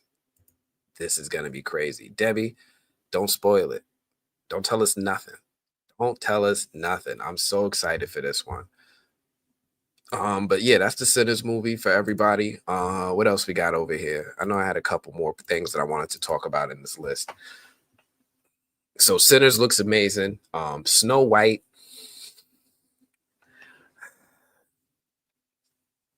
Here's my question. Why do they keep making Snow White movies? Right? We had Snow White and the Huntsman, right? We had the Huntsman. I could swear we had a Snow White movie before that too, with like it was by, what was that director's name? I can't remember, but I remember it came out a while back, like maybe 10 years ago. Like I feel like we have like a new Snow White movie every 2 or 3 years. So I don't know. I'm not super excited for it. I'm curious if anybody else is. Like, I already know how so many people feel about Disney. Dragnet, you ain't gotta tell me. I know Disney is not your favorite studio right now. And some of you guys are like, some of this stuff don't need remakes. So I'm thank you for not knowing anything. I appreciate that, Debbie. There's the Minecraft movie, which just with Jack Black, and it's like Jack Black was like, you know what? I did the Mario Brothers movie and it made a lot of money. I'm gonna keep making video game movies. This is my lane. Like he did Jumanji, like he's just doing game movies nonstop right now. And I'm not sure how I feel about that. I feel like Jack Black is such a talent that, granted, he's paid his dues and he's done a lot of live action over the years, that he doesn't have to keep doing it. But some of these things just feel like low effort from Jack. And I don't know. I'm just not very excited for it. Megan 2.0, you have my attention. Right? If they give us another one of those dances, they give us another one of those, like that was like the meme of the century right there. And I don't know if people like the movie as much as they like the dance, but yeah, Megan 2.0, I'm curious about it. Mission Impossible. Listen, let me tell you something. I have not been on board the Mission Impossible bandwagon for quite some time. But when I saw Mission Impossible Dead Reckoning, that last Mission Impossible movie, I was like, it was like the Russos came back. I was like, I'm back in. I'm back. Like I didn't know this is what we were doing. Like Tom Cruise has been on such a good streak in my mind. Top Gun, Mission Impossible, and the other one was Maleficent. Thank you, Michael Lamont. This Final Reckoning, I'm here for this. I'm here for that. I like the way that last movie went. Because it had good writing, it had good acting, it had some good pacing and very good direction. But I think what really did it for me were the video game references. Like Haley Atwell was great. All the action was fantastic. Like, my gosh, Tom Cruise is whoo, he's not playing with this action. But then when they had that scene with I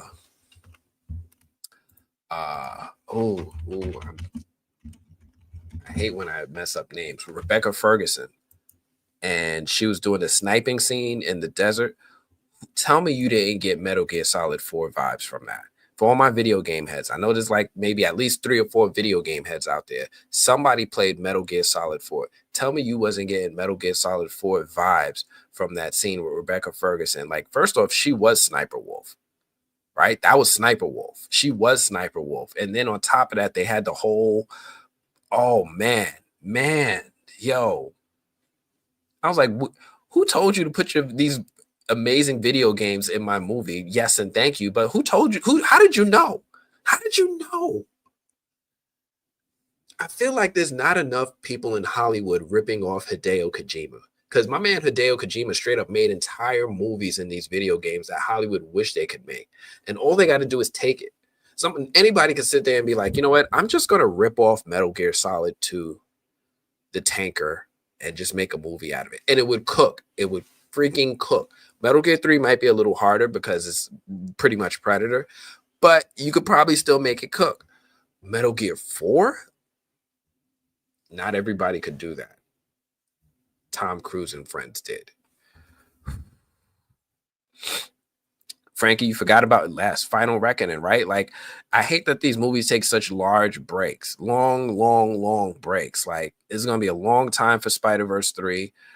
It's going to be a long time for the next Fast and Furious movie. I want some of these movies to come out like a year apart, right? Like Infinity War and Endgame. Just like hit me with it back to back. Like, stop it. Make these joints. Let's keep it coming. Like, you already knew you was making these 2 movies. Just bring it out. Mission Possible, right? Michael Lamont. He's done so many of them. I find it. Look, these missions are possible. All of them are possible. They're definitely possible. But my man literally took a aging television series and made it into a very exciting film franchise. I'm very excited for him. Karate Kid Legends. Karate Kid Legends is another one of those movies that I'm like, I think I'm interested in this.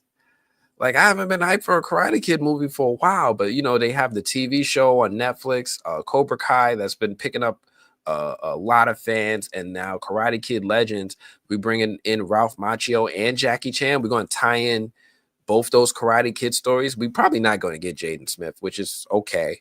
But we're getting a new Karate Kid movie with the OGs coming back.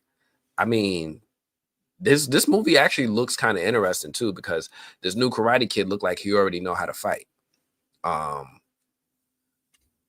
Let me know if y'all want the trailer for Karate Kid Legends. I know it's out there. I'll do it. Just let me know if you need me to do it. Right? I'm gonna look in the comments for y'all to tell me.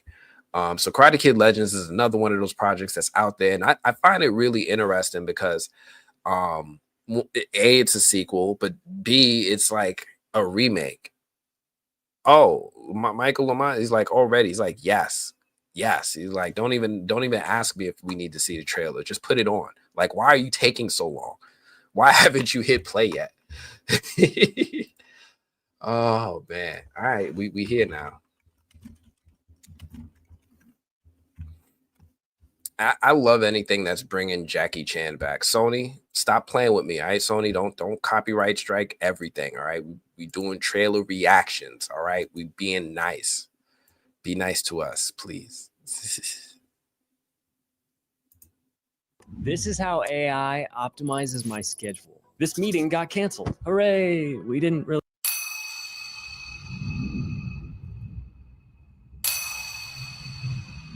Our traditions are rooted in history. Kung Fu. Yow! Yo! Cloudy. The tree grows strong.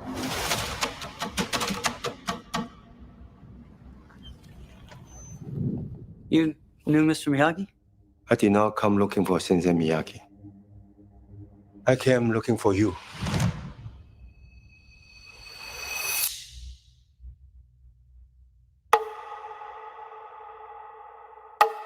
In life, you have only one question. Is it worth fighting for it? Or not? Lee means to me what you meant to Sensei Miyagi.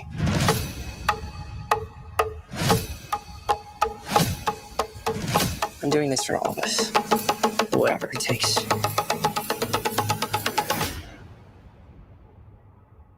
Two branches,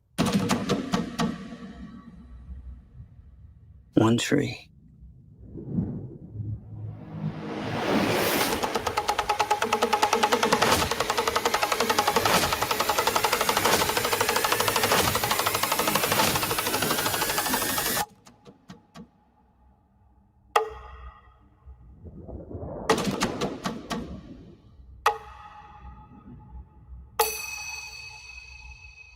Yo, I don't know who Ben Wang is, but did you see that? Did you? Oh my gosh, yo.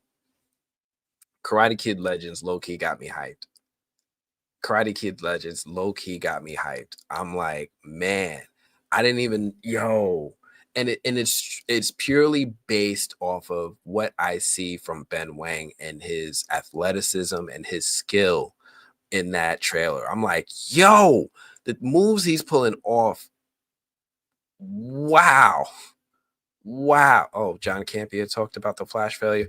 Oh man, for all you guys who don't know, John Campea is the founder of the movie blog. So I'm the current owner of the movie blog, but John Campea created it, and then he eventually went on to make the John Campea show. But yeah, this movie looks so interesting. Ralph Macchio meeting up with Jackie Chan is one thing. All we need is Chris Tucker to pop out, right? But for them to maintain that legacy of the films, man, everything about it looks good. I'm so excited to see it. I'm curious what happened to the next Karate Kid, the girl. But this is where we at right now. So I'm curious what you guys have been what you guys think about this trailer. If you're hyped for this movie, were you hyped for this movie before, or are you hyped now? I hope you're saying you're hyped now. You didn't know how hype it was going to be, but now you're hyped. Look, this is that movie. 2025 is going to be tight. Look, we're not even a third way through the list, right? We got Superman, which I just glossed over. We got Mickey 17. We got Sinners. We got Mission Impossible. We got Karate Kid Legends. That's like a solid 5 movies before the first third of the year. This is going to be an incredible year for films. I'm telling you all, this is going to be an incredible film. Incredible year for films. Then we got, what else we got coming out this year? I skipped over Fantastic Four mainly because it's Marvel. I gotta wait and see what Marvel. They gotta show me what it is. What are you guys saying about this? Awesome looking, yeah, definitely. Marquisha, gas, sick, yes. Digging Jackie's white hit. Look, Jackie is no spring chicken. Jackie's like 70 years old. He's no longer a young man. So yeah, Jackie Chan. I'm excited for him.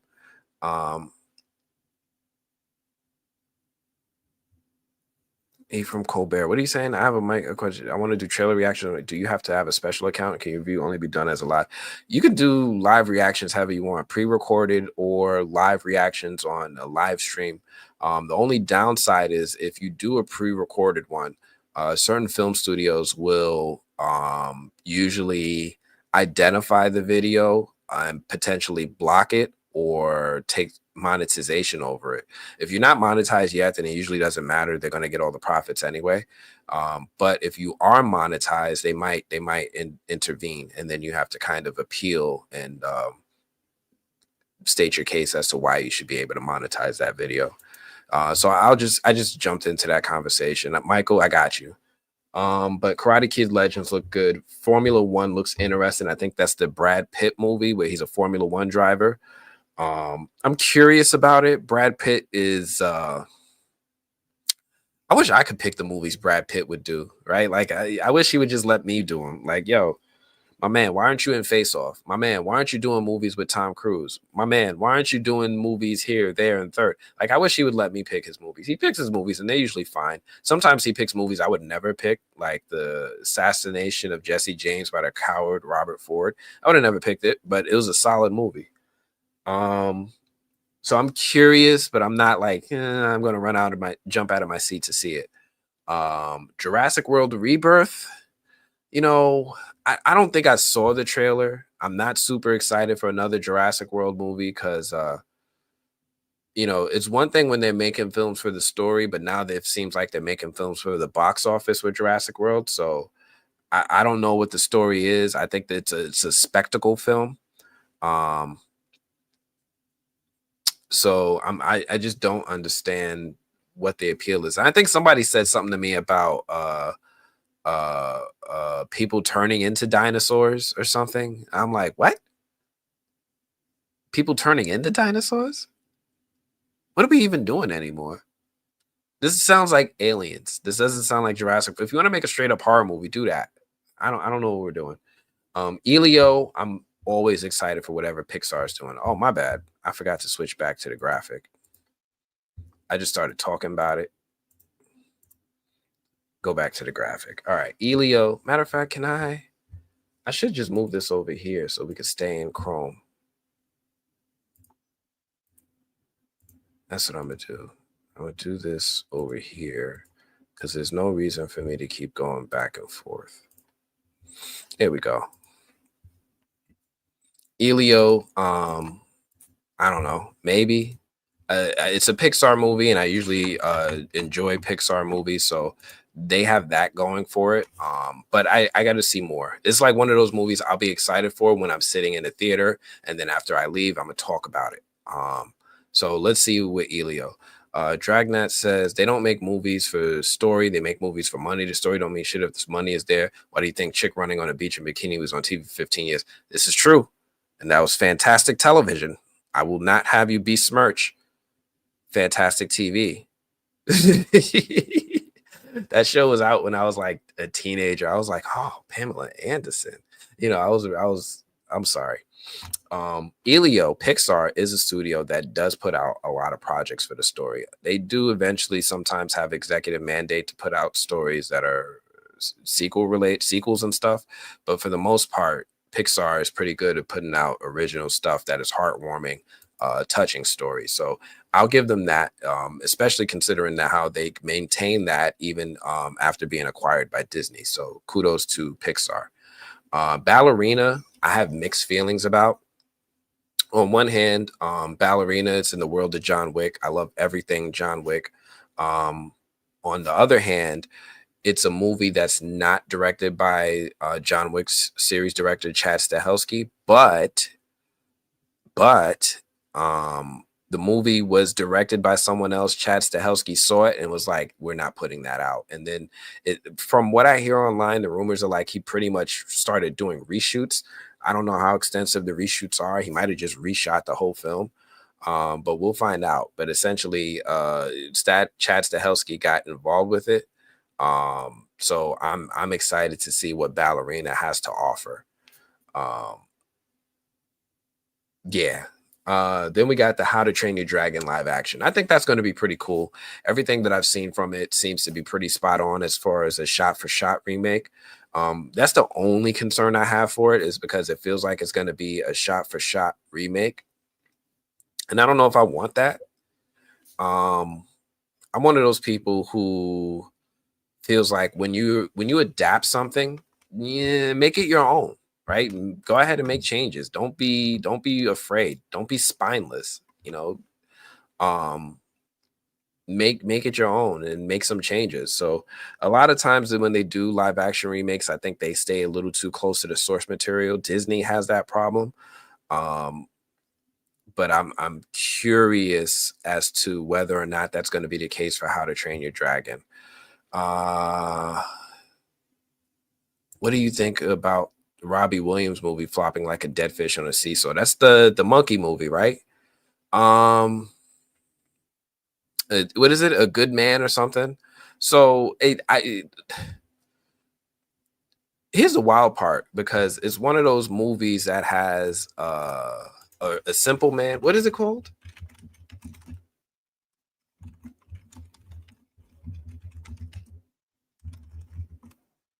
Oh, Better Man. Better Man. So Better Man, it's weird because Better Man has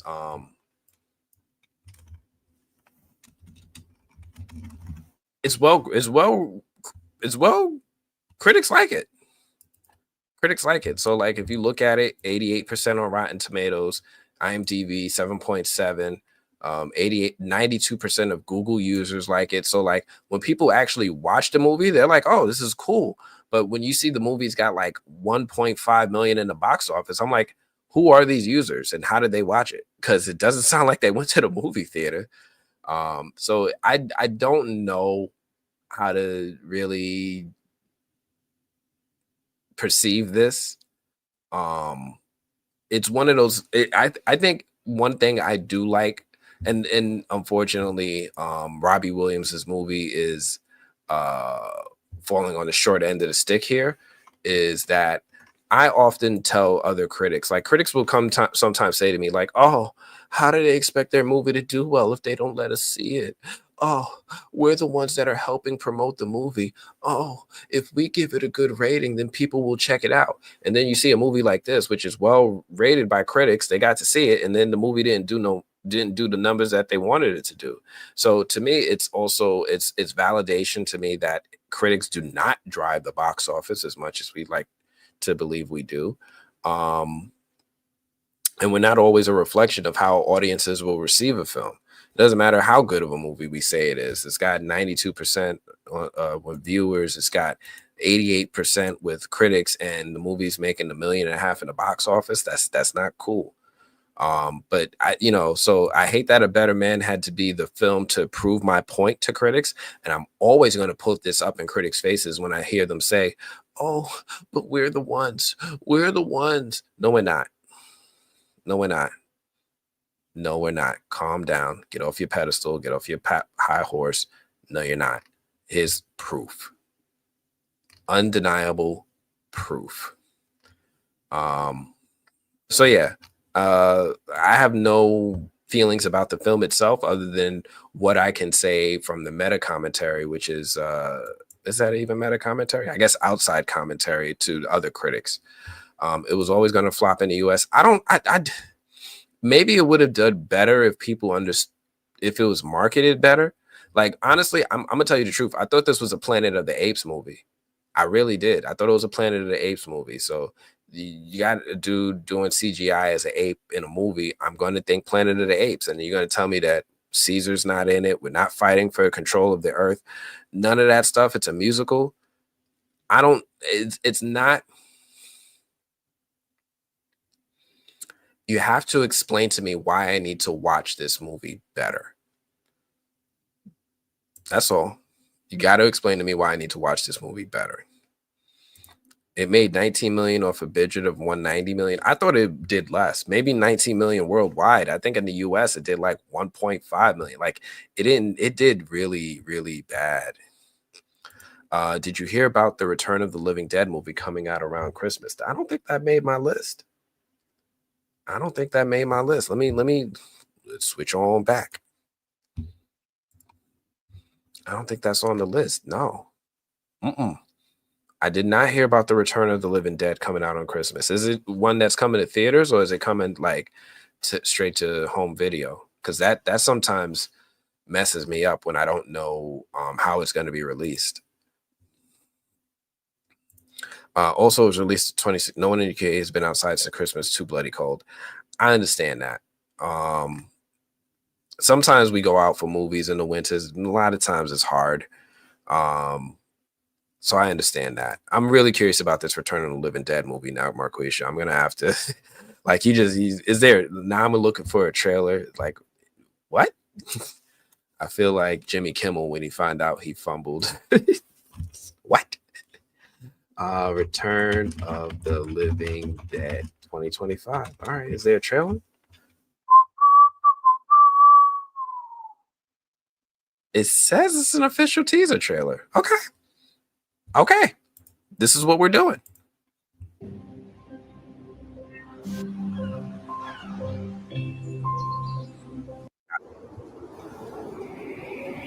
I thought that was the trailer.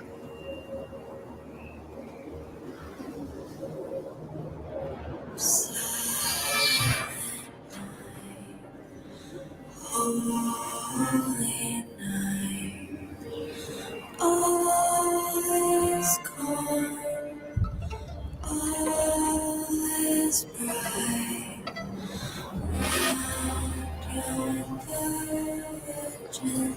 Mother and child. Oh, it's been so tender and mild.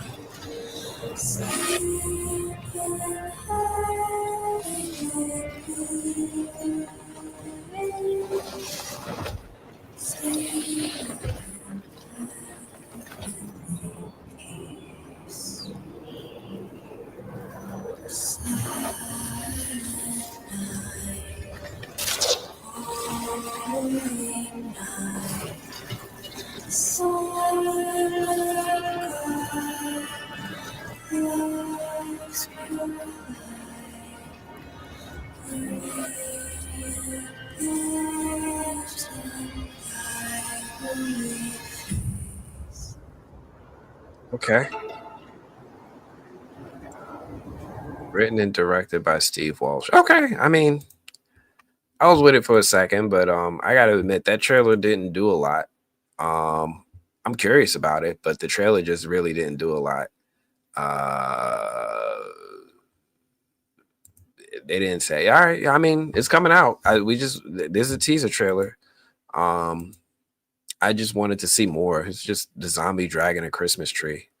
So it looks interesting. I mean, it also looks like it could have been fan made. So we'll see. We'll see what happens there.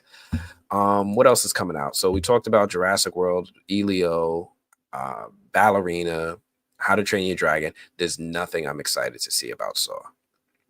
Nothing. And I don't say this like happily, right? I want to be excited about movies. I want to see movies, good movies, but Saw, like, man, I got off this ride a long time ago. Did they do one with Chris Rock and it wasn't a comedy? Like with Damien Chazelle's next film. Let me see what it is.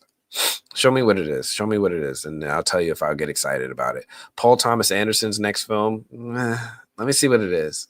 I'll tell you if I get excited about it. Paul Thomas Anderson, I hate to say it, but it's like once I saw one of the movies, no, I saw like 2 or 3 of the movies. I was like, all right, these are cool, but I'm not getting a new experience when I see them. I feel like I'm coming back to something familiar. And like they're not the same movie, clearly, but it feels a little too familiar from film to film to film to film to me to feel like I need to go and check these out. It's almost like when you go see an art exhibit at an art gallery. It's like, yo, this artist, this is a Van Gogh, or this is a Kehinde. You're so used to their style. It's like, all right, I've seen this style before a couple times now. You're gonna switch it up. You're gonna do something dynamic. Even Jim Lee got to draw a couple different characters every once in a while. So Paul Thomas Anderson, show me what the movie is, and I'll tell you if I get excited. Nobody 2. I'm a little interested. The first Nobody caught everybody by surprise because of the action, which was cool. I'm a little interested, but I'm not like John Wick excited. Wolfman, I need a trailer. For Wolfman. I'm not there yet with Wolfman. I need a trailer. They even have a trailer. Look me. This is how it always starts, right? I say I'm only going to do one trailer, and then is there a trailer? Wolfman. Oh shoot, there is a trailer. Oh, this trailer's kind of long.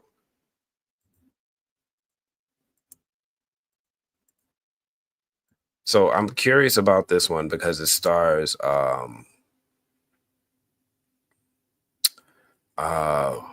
I can't remember her name. Julia Garner. No. Yeah, Julia Garner from Ozark. So I like to see her get more work and appear in more films. I don't think I'm gonna go through the trailer for this one only because it's like a 3-minute long trailer. But I am curious for Wolfman, so I'm gonna check this one out after the live stream. Tron Ares, I need a reason to get excited. It's been a long time since the 80s. The first Tron and Tron 2 were cool, they were fine. Tron Ares, I need a reason to get excited. It takes for me with those legacy franchises like that, the ones that were just a little bit before my time, but it was like my brother was into it, so maybe I'll check it out. I need to see a good story to pull me in. Like Mission Impossible, right? Mission Impossible was able to pull me in because they had good story, good filmmaking. I could get into it, but you've got to sell me on it. So you're going to get my attention with the name, but you got to do more to keep it. Mortal Kombat 2, I'm a sucker for Mortal Kombat. That one, you don't have to do much. You got to do much. You just got to show up. Just got to show up with some of that Mortal. Get over here. Like, I'm a sucker for that stuff. Mortal Kombat 2, I'm excited to see. I was not expecting to enjoy the Mortal Kombat movie that came out. I did. Older folks are going to be like, oh, it's not like the original movie, though. But then you watch the original movie again, and you're like, whoa. Okay. Clearly, I was watching this movie with a child's eye. Like, the first Mortal Kombat movie is, it's aged. It's aged. So, like, certain things that I didn't care about as a kid, like pacing, storytelling, cohesive story. I didn't care about that stuff as a kid. Now I'm looking at it with my adult eyes. I was like, oh, that was kind of quick. That was we here already. We're already on the island. Who are they? We're not going to introduce them? You're just going to expect me to know who they are? Okay. All right. Okay. I do know who they are, but you know, Mortal Kombat 1 did better character introduction. I mean, the original Mortal Kombat from the 90s rushed right into stuff. The rebooted Mortal Kombat did really good character introductions. You got introduced to everybody. Story was action was and that's what I'm here for. Like, I'm here for the action. I'm not, if you're going into a Mortal Kombat movie for the story, obviously you're doing it wrong. So I am excited to see what this Mortal Kombat 2 movie does and how it presents itself and who's going to appear next. But look, I don't need much. I just need Sub-Zero to come back with that Black Nike energy. Like, he needs to be like Goku, just, do you want to fight? Like, on sight, just immediately. Like, don't even ask. Just start throwing hands. Like, just do it. So Mortal Kombat 2, I'm interested in. The Black Phone 2, I'm kind of interested in, only because I felt like it was one of those movies that really didn't need a sequel. Ethan Hawke and Scott Derrickson did a really good job with the first Black Phone movie. It told a good story. Heretic kind of ripped you off and did it kind of nice too. Heretic kind of did it kind of nice too. But Black Phone 2 is coming out with Scott Derrickson at the director's seat. I'm curious for it. Accountant 2, I know everybody's hyped for. I think you guys were talking about Accountant 2 before I even got to it. Oh, my bad. I'm missing some comments. Let's see. What are you guys saying? Oh, snap. How did Five Nights at Freddy get a sequel? Because Five Nights at Freddy made a lot of money. Like, a lot of money.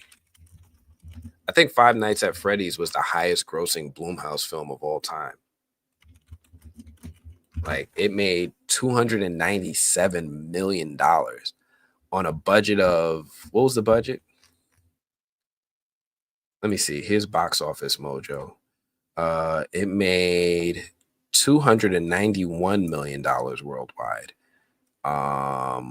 Does it show the budget here? I don't think it does. Let me see if I can find out what the budget was. 20 million. It 10x its move. It's more than 10x, like 15x its investment. So that's how it got a sequel, right? That it understood the assignment and it did the job. So Accountant 2, definitely excited for with Ben Affleck. Black Phone 2, I meant to go back and see what your comments were. What? Spiral.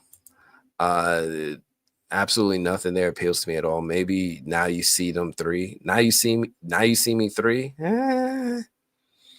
I don't know about that. I thought that the first movie was enough, honestly. Conjuring and Insidious are just the same thing in my head at this point, even though I like the first one or two, both. Yeah, they are the same thing to me. The Conjuring and Insidious. I really can't tell you the difference between them.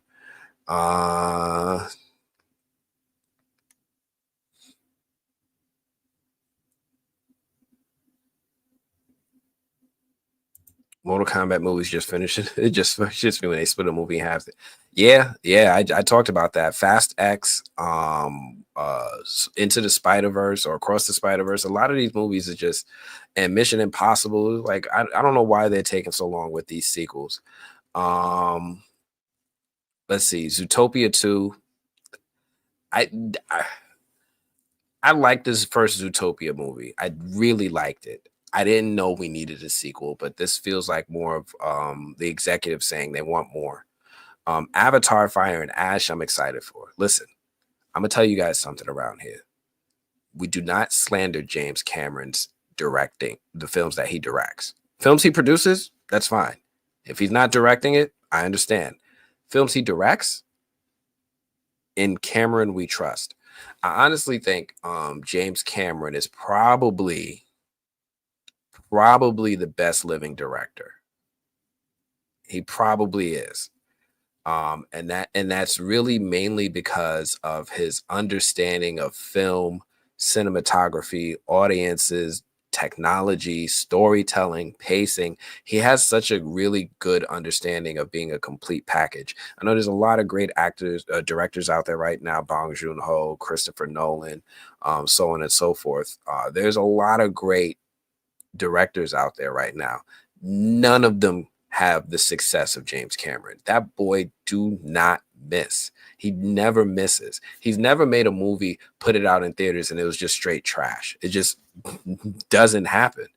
And I love that about James Cameron. I remember I wasn't even a fan of the first. I didn't watch the first Avatar in theaters. I just skipped it. And when Avatar 2 was coming out, they re-released the first one in theaters. I saw it in 3D and I was like, all right, I kind of get it. And then I saw Avatar 2. And I sat down and I saw it in a few different formats. I saw it because I saw it like multiple times. I saw it in IMAX. I saw it in a regular theater. And then I messed around and I saw it in a Dolby theater. And first off, Dolby is my favorite viewing experience for a movie, more than IMAX. I love a Dolby theater. I saw Avatar 2 in a Dolby theater for the movie. I cried. I sat there. I started learning all their names. Like, this is such a big fan. And I cried. I was like, man, I'm crying over the Blue Smurfs. What the hell is wrong with me? But that's a testament to the way he did the storytelling. It was just something about making a story about family, relating to it as a dad, relating to it as somebody who's still in mourning. I'm sitting, my mom.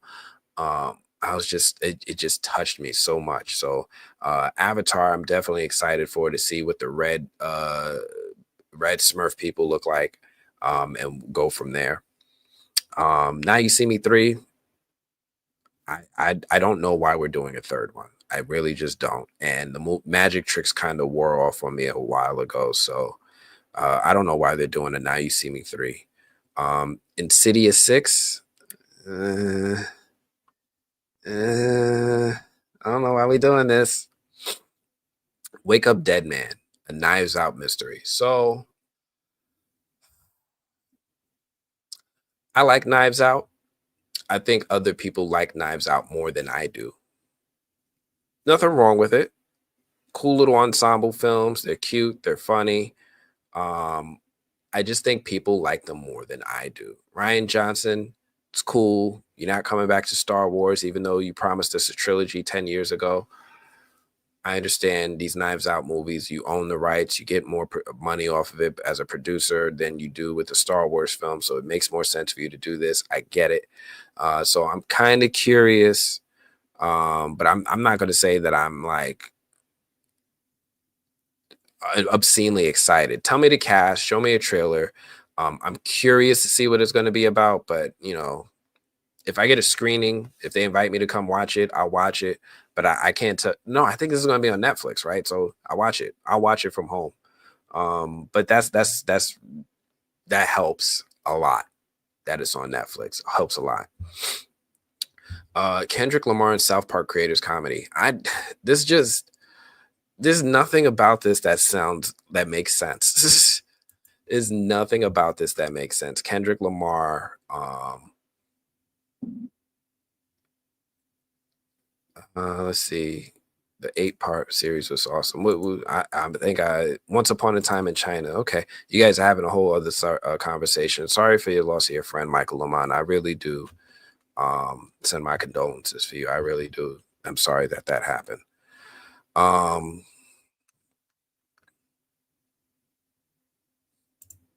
Nah, man. Cameron takes 3 hours to tell a basic story. He's good at graphics for big audience, but lack story. Listen.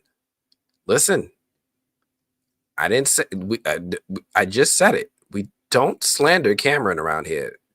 All right. Yes, he takes 3 hours to tell simple stories, but he entertains you for all 3 of those hours. I fell asleep in both Avatars in a morning show. Great movie to sleep through if you want almost 3 hours on it. I don't go in the morning, man. I watched through this joint with a crowd opening night, and we sat there and we screamed. Like when you one of my favorite parts of going to movies and is when you go with a hype crowd. When you get a good crowd, like when I saw Avengers Endgame, everybody screaming and yelling, it makes the movie so much more fun.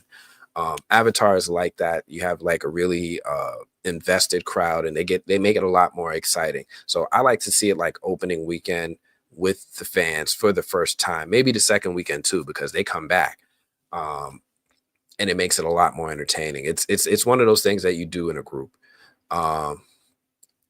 Cameron will spend 3 hours showing how creative he is to tell a tale you've seen over and over. Avatar is just Dances with Wolves. No, Avatar is Fern Gully. Yes, we've seen this story before, but I could say that about like 9 out of 10 movies. It's not about whether or not the story's been done before. It's about how well you tell the story.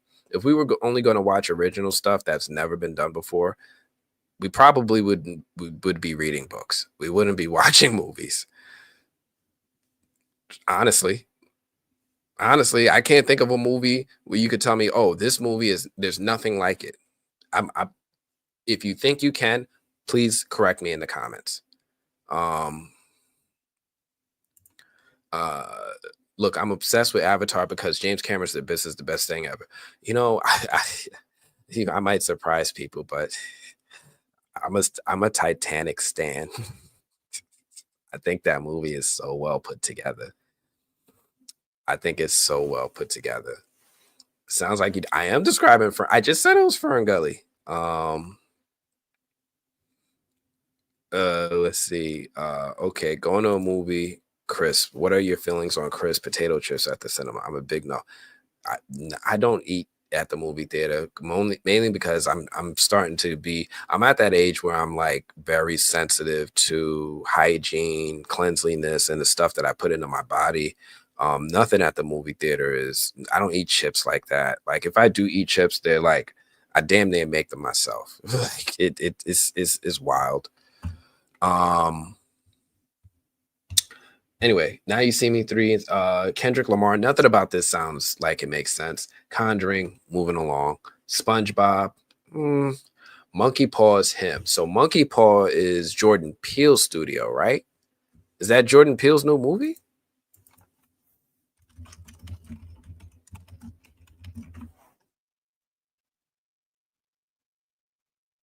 Nah, Jordan Peele's next movie is October 23rd, 2026. So I don't know. I don't know who's making Monkey Paw as him, but I know it's Jordan Peele's studio.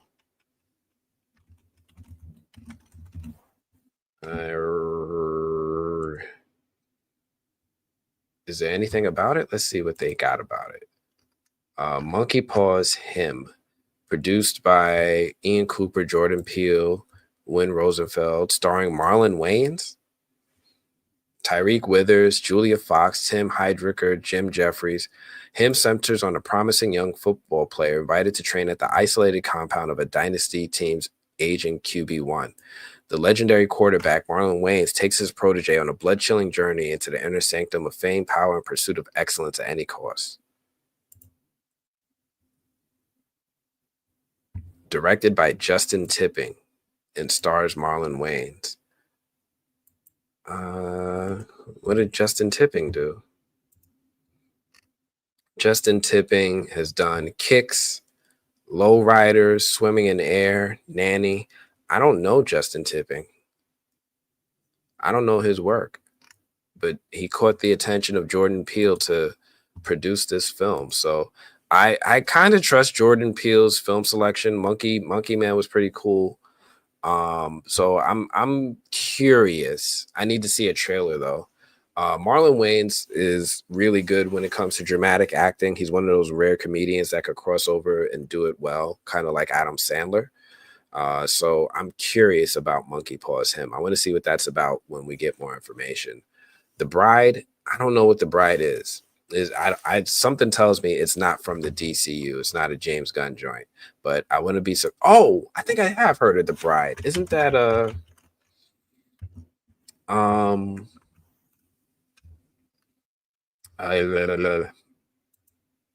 Maggie Gyllenhaal? Yes, Maggie Gyllenhaal is making The Bride. Who's in it? Maggie Gyllenhaal's Christian Bale, Jake Gyllenhaal, Peter Sarsgaard, Annette Bening, Penelope Cruz.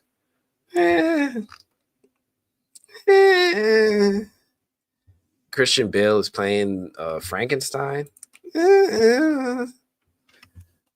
Maybe. So Maggie Gyllenhaal, I'd like to give her a shot. Christian Bale be weird sometimes. He takes some weird stuff sometimes. So I don't know. Don't know about that one. Tu Wong Fu thing. All right, you guys are having a whole other conversation in the comments without me. So yeah, The Bride, maybe. I don't know.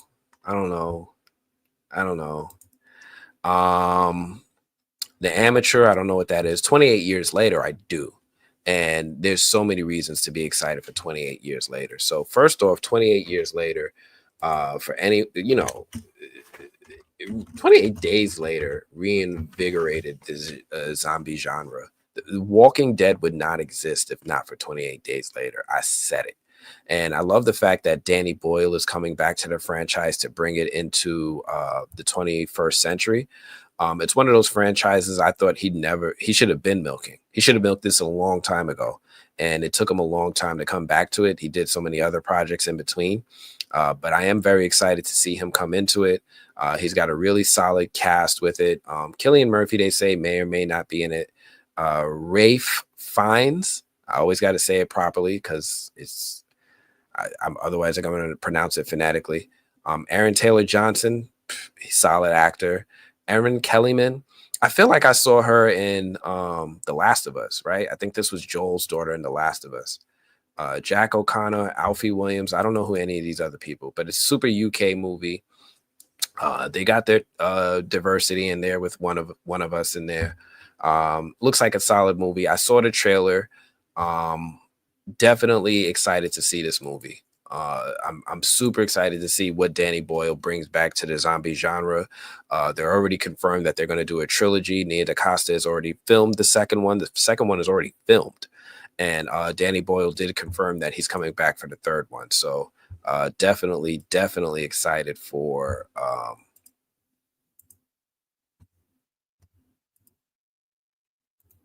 28 Years Later. Benny and Safdie's The Smashing Machine. I think this is the one with The Rock, right? He's doing a dramatic movie. I think so. It's probably coming out later in the year. I think this is the one where he did it. He looks like he has hair and stuff. Everybody saw the photo and they was like, "Oh, it's going to be an amazing movie." And I'm like, "From a photo?" So there's that. Michael, I'm excited for. Michael's got a solid cast with Antoine Fuqua directing. His nephew looks really like him, Jafar Jackson. Coleman Domingo is going to be playing the dad. I'm excited for it. I'm excited for that one. I'm like powering through some of these because we've been here for a while. Until Dawn, Super excited for it. Like one of those franchises I thought Sony fumbled by not making more of quickly. It is such an amazing video game. Such an amazing experience. I must have played that game, beat that game like 3 or 4 times. It was so good. It was so good. And I'm excited to see what they bring to it in cinemas. The hard part is going to be trying to recapture the same appeal, because a lot of the appeal for the game was that it was more like a choose your own adventure game. It was almost like a Telltale game, like those Walking Dead games. You just press a button and the character does stuff. So Until Dawn had that going for it. So I'm curious how they're going to try to get the appeal of choosing your own adventure or telling that kind of story without it being a game. Marty Supreme, I don't know what that is. Lilo and Stitch live action, I'm curious. You know, Lilo and Stitch is a solid film franchise. I am curious to see how Disney adapts it to live action. I think they did a really good job with Mulan. I think they did a decent job with Aladdin.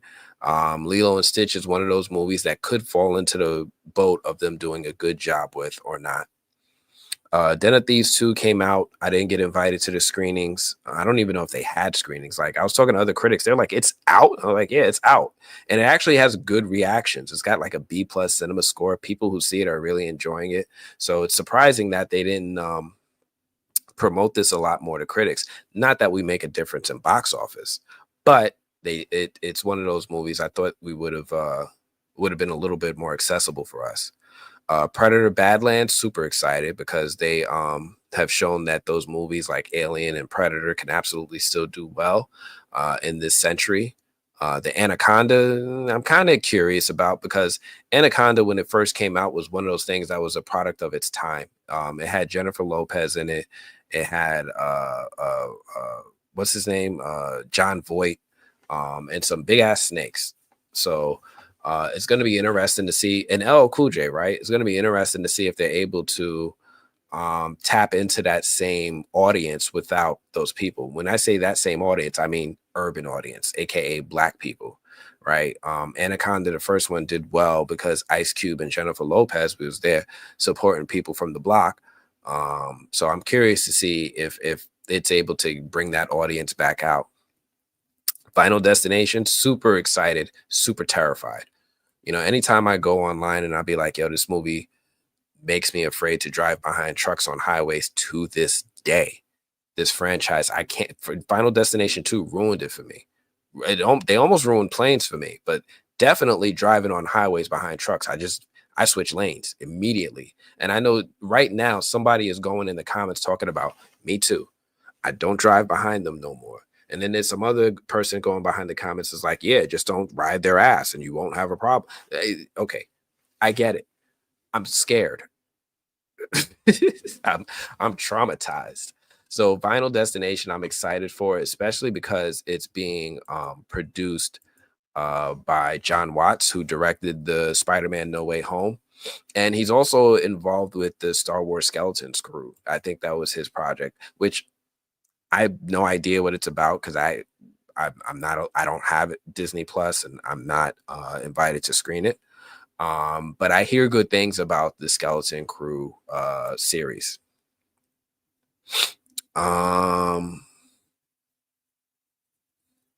Gothic chick, what you raising your hand? Oh, that's you. You also don't drive behind trucks, right? Let's see. What's this? Priscilla, Queen of the Desert. I missed this whole conversation. Priscilla and Tu Wong Fu should be watching if you're a fan of the film. They're brilliant movies. I saw Tu Wong Fu. I love Tu Wong Fu with John Leguizamo and Wesley Snipes. What are we talking about? Is that the director of something that I was talking about? No, this is Beeben Kidron. Beeben Kidron did some Tu Wong Fu and other stuff. Bridget Jones, Swept from the Sea. Yeah. So what is Queen of the Desert? What is this? What are we talking about? But I love Tu Wong Fu. It's a sin as a critic that you haven't, Anthony. Well, I haven't. What? Hold on. All right, I missed the whole thing. What are we talking about? Going to a movie, Chris. What are your feelings on crisp potato chips at the cinema? Big no. Brilliant film. What a drag. Priscilla, Queen of the Desert is the title. I think there's absolutely nothing like Priscilla. What is Priscilla?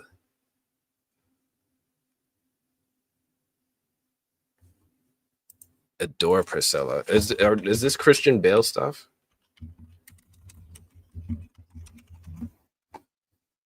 Oh, Priscilla, the Elvis movie with Kaylee Spaney.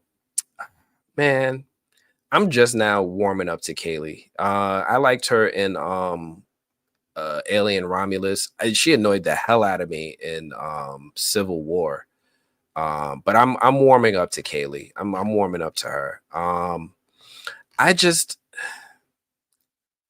Elvis was not my generation of performers, so it just never really appealed to me. Plus, the whole thing about Priscilla being a teenage bride was like icky. So I don't know. I'm not surprised if it's a good movie. Priscilla, Queen of the Desert, or are you guys talking about something else? The Adventures of Priscilla, Queen of the Desert. What is this? What are you guys putting me on? Hugo Weaving. Okay. Guy Pearce. All right. Terrence Stamp. Okay. When drag queen Anthony agrees to take his act on the road, he invites fellow cross-dresser Adam and transsexual Bernadette to come along in their colorful bus named Priscilla. The three performers travel across the Australian desert, performing for enthusiastic crowds and homophobic locals. But when the other two performers learn the truth about why Anthony took the job, it threatens their act and their friendship. Okay. Well, I'm cool with this. It sounds like something that's cool. If it's like Tu Wong Fu, I'm down. I don't know how we got to this. I feel like I missed this whole conversation. I've been trying to get the movie blog to watch Priscilla, but he won't watch it. Yeah, I've just been prioritizing a lot of stuff. You really want me to put Priscilla on there? I saw Tu Wong Fu, but is it like a lot like Tu Wong Fu? Like, am I gonna be like rewatching it?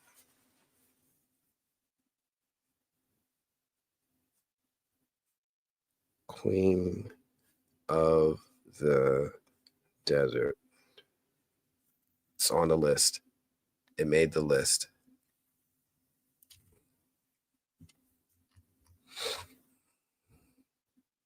Priscilla, Queen of the Desert is a movie. All right, here we go. Where we at? I think I'm almost done. And then I'm gonna wrap up.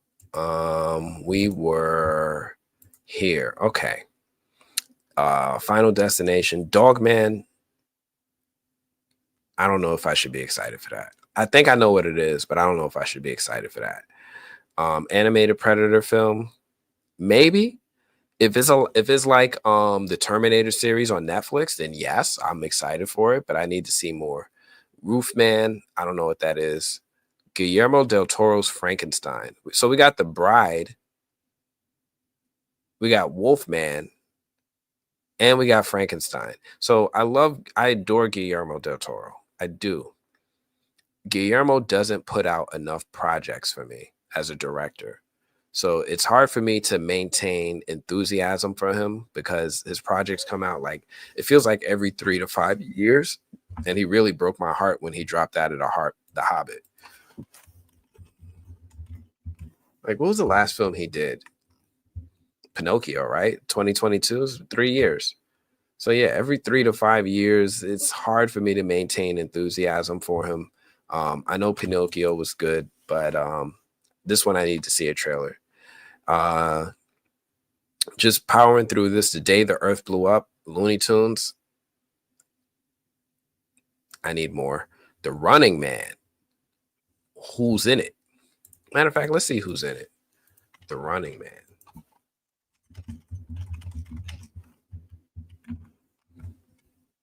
Oh. Okay. With Glenn Powell? There's a trailer?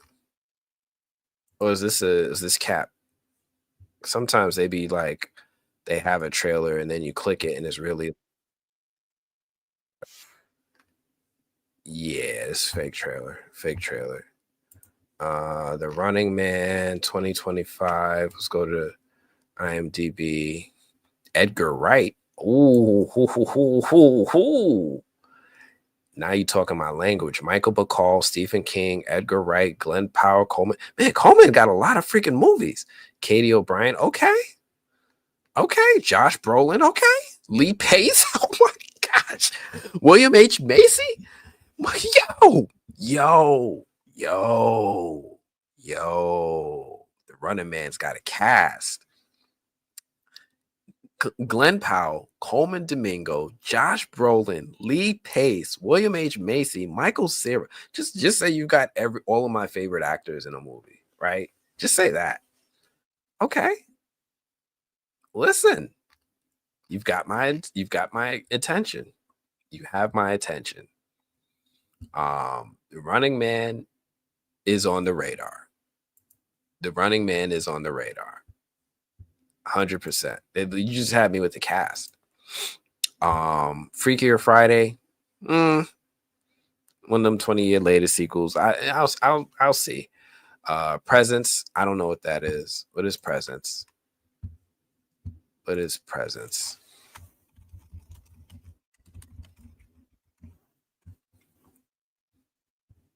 American horror films directed by Steven Soderbergh, scheduled for release on January 24th.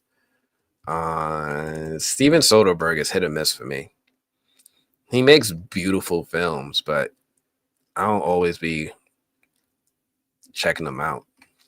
Lucy Liu, Julia Fox, Chris Sullivan. We'll see. I don't know. I need more than that. Love Hurts. I don't know what that is. It sounds like a comedy. Oh. Who's in it? Kehu Kwan. Okay. Ariana DeBose. Marshawn Lynch. Daniel Wu. Leo Tipton. And Sean Astin. What? Okay. This is worth a trailer.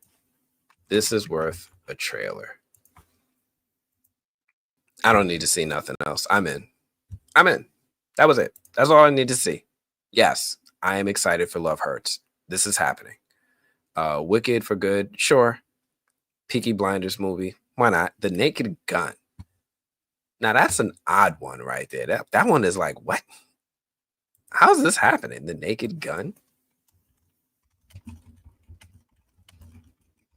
This is coming out this. Who's in it? Who is in The Naked Gun?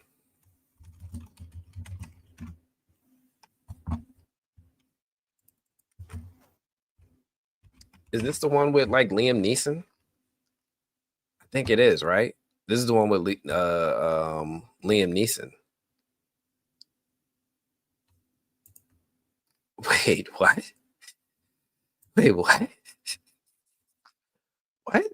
Wait, what? Who's in this? Liam Neeson, Pamela Anderson, Cody Rhodes, the wrestler,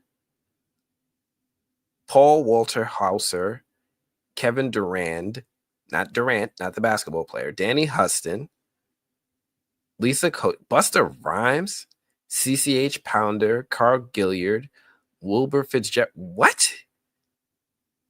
You got me with the cast. I'm trying to figure out the Cody Rhodes thing. I'm really trying to figure out the Cody Rhodes thing. It's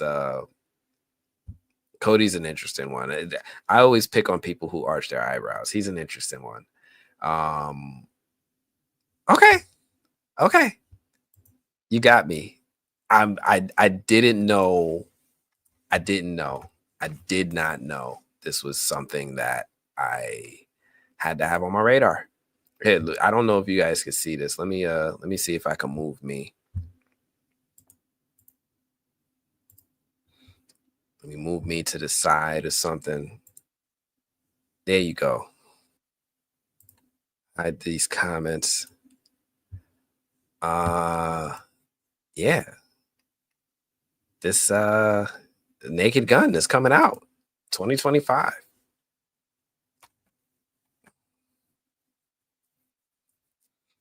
Okay. Who else is here? Cool 361. What's going on, Cool? Appreciate you coming through. First Friday the 13th. Today's Monday the 13th. Shalom family. Shalom. It's a remake of original Aliens. I don't think that would be remade. Original Twister. That's a great idea. All right, Dragnet's going to post something in Patreon for me to watch. I think it's the movie I just wrote down, Priscilla movie.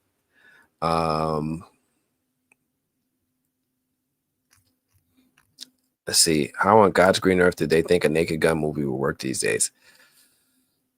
Liam Neeson's got to reinvent himself.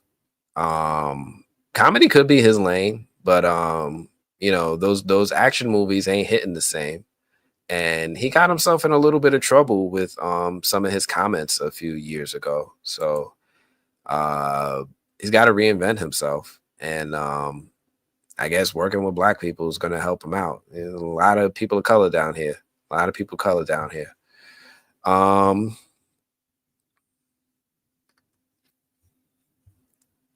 Actually, it's Tuesday the 14th in some parts of the world. Yeah. Oh, hubby, that's your hubby. Cool 361. All right, listen. All right. Welcome. I didn't even know. You're like royalty around here. I hope you're having a good day. Hope you're not doing too much video editing. Hope you're not doing too much work. Appreciate you coming through and blessing us. Now, you need to do me a favor and tell me, how are Arnold's cookies? Are they delicious? Are they bland? Does he give you the good stuff? Or is he like, no, this is what you eat to snack on? I need to know. Appreciate you coming through. Cool. There was something else. Oh, Debbie, I saw this a while ago from you and I started. You're excited to see Avatar, but I'm just a huge nerd about the Na'vi. Yeah, same here. I mean, the films originally didn't catch me, but there's something about the lore and everything that caught my interest. Now I'm like, oh, Neytiri, Kiri, I know y'all, Loak, I'm down. Let's talk about this. Spider, yo, screw Spider. Like I'm Neteyam.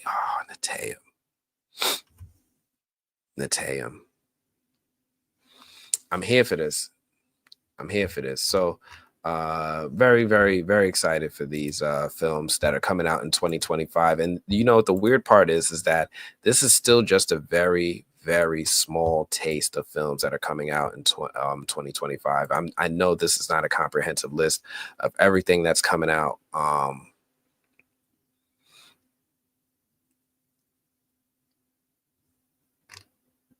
It's just a small list. So it's good. This year's opening up the floodgates. Everything that was being held back from the strikes, the writers and the actor strikes, they're all going to come out now, and it's going to be cinematic excellence. I'm really excited. Like, I know some people are excited for this year Academy Awards and what that's going to look like.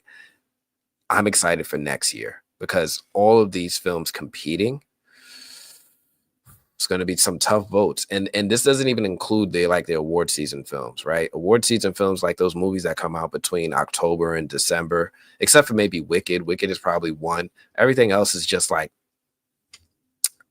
eye candy, popcorn films, action junkie stuff. It's horror 28 years later, Final Destination. It's going to be nice. It's going to be a nice year for us.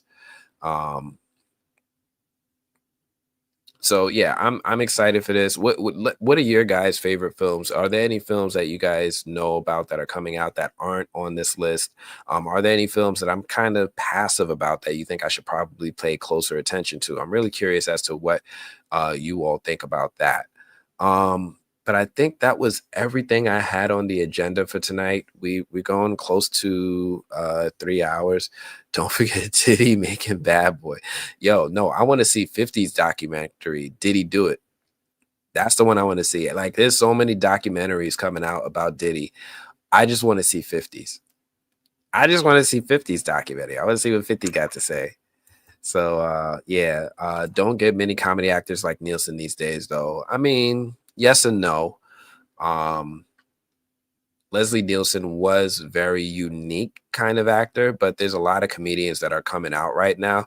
They're just not getting movies. And the other thing is that rather than bringing comedians into movies these days, we bring social media stars.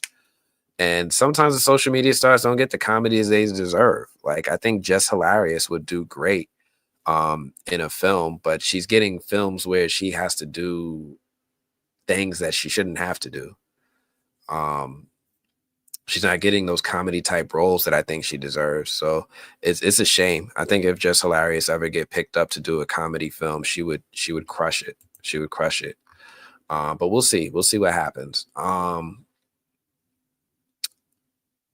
Any other films that you guys are thinking? I know. Cool. You royalty around here now. Frankie done put us on. I know who you is. I know who you are. That's why I'm asking these questions. Actually, I ask about you every show. Kind of creepy, right? Kind of creepy. Let's see. Comedians and comedy actors are not the same. Will Ferrell is a comedy actor. He's not a comedian. He cannot do stand-up. He can crush it in comedy. Will Ferrell's never done stand-up?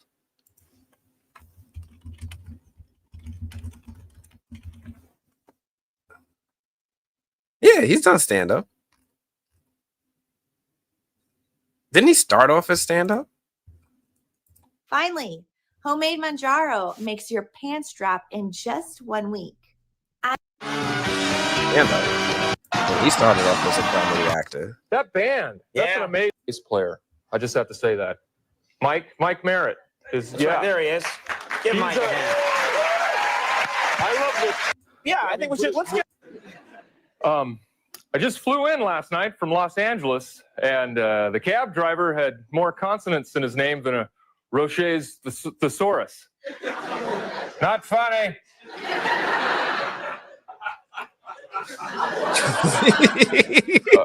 My girlfriend said she wants to see other people, so I got her subscription to People magazine. You're an ass.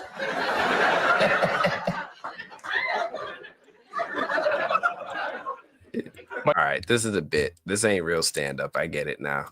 That's not real stand-up. But I could swear he's done stand-up. Will Ferrell, HBO stand-up comedy. You're Welcome America, Final Night with George W. Bush. Yeah, he did a whole stand-up special as George Bush. You guys having fun tonight? You picked a great night.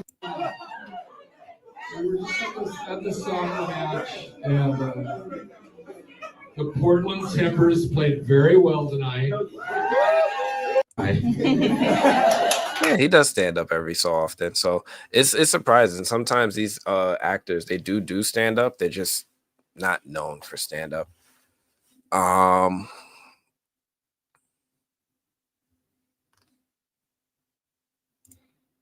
Seinfeld's a comedian. He's not a comedy actor. Eddie Murphy is a comedian. He's a comedy actor. And a lot of people start from as stand up and then go into acting. It's really common. But I'm curious, any other films, any other cool stuff that you guys are interested in seeing? Otherwise, I think we did pretty good tonight. I think we had a really cool Monday night movies conversation. I still got to finish my From stuff. I got to finish editing it. Oh, Dragnet, don't spoil it for them. Don't spoil it for them, please. I'm doing the final edits on the video. I'm like 75% done. So you're gonna get those extra graphics that I told you about Dragnet in it, that my initial video editor didn't do. But if you guys are in a rush to just see what my whole theory is, it is on my Patreon. It's patreon.com/themovieblog. You can definitely check it out. It's there.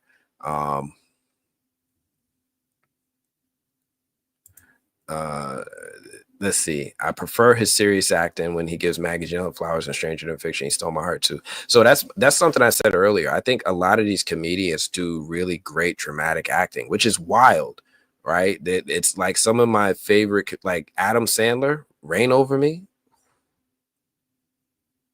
Hands down, one of my favorite movies of ever. Jim Carrey, Eternal Sunshine of the Spotless Mind. This man's cooking with drama. But yeah, I really like when Will Ferrell does serious acting too. But anyway, I think that's everything. We covered a lot tonight. I don't have anything else, y'all.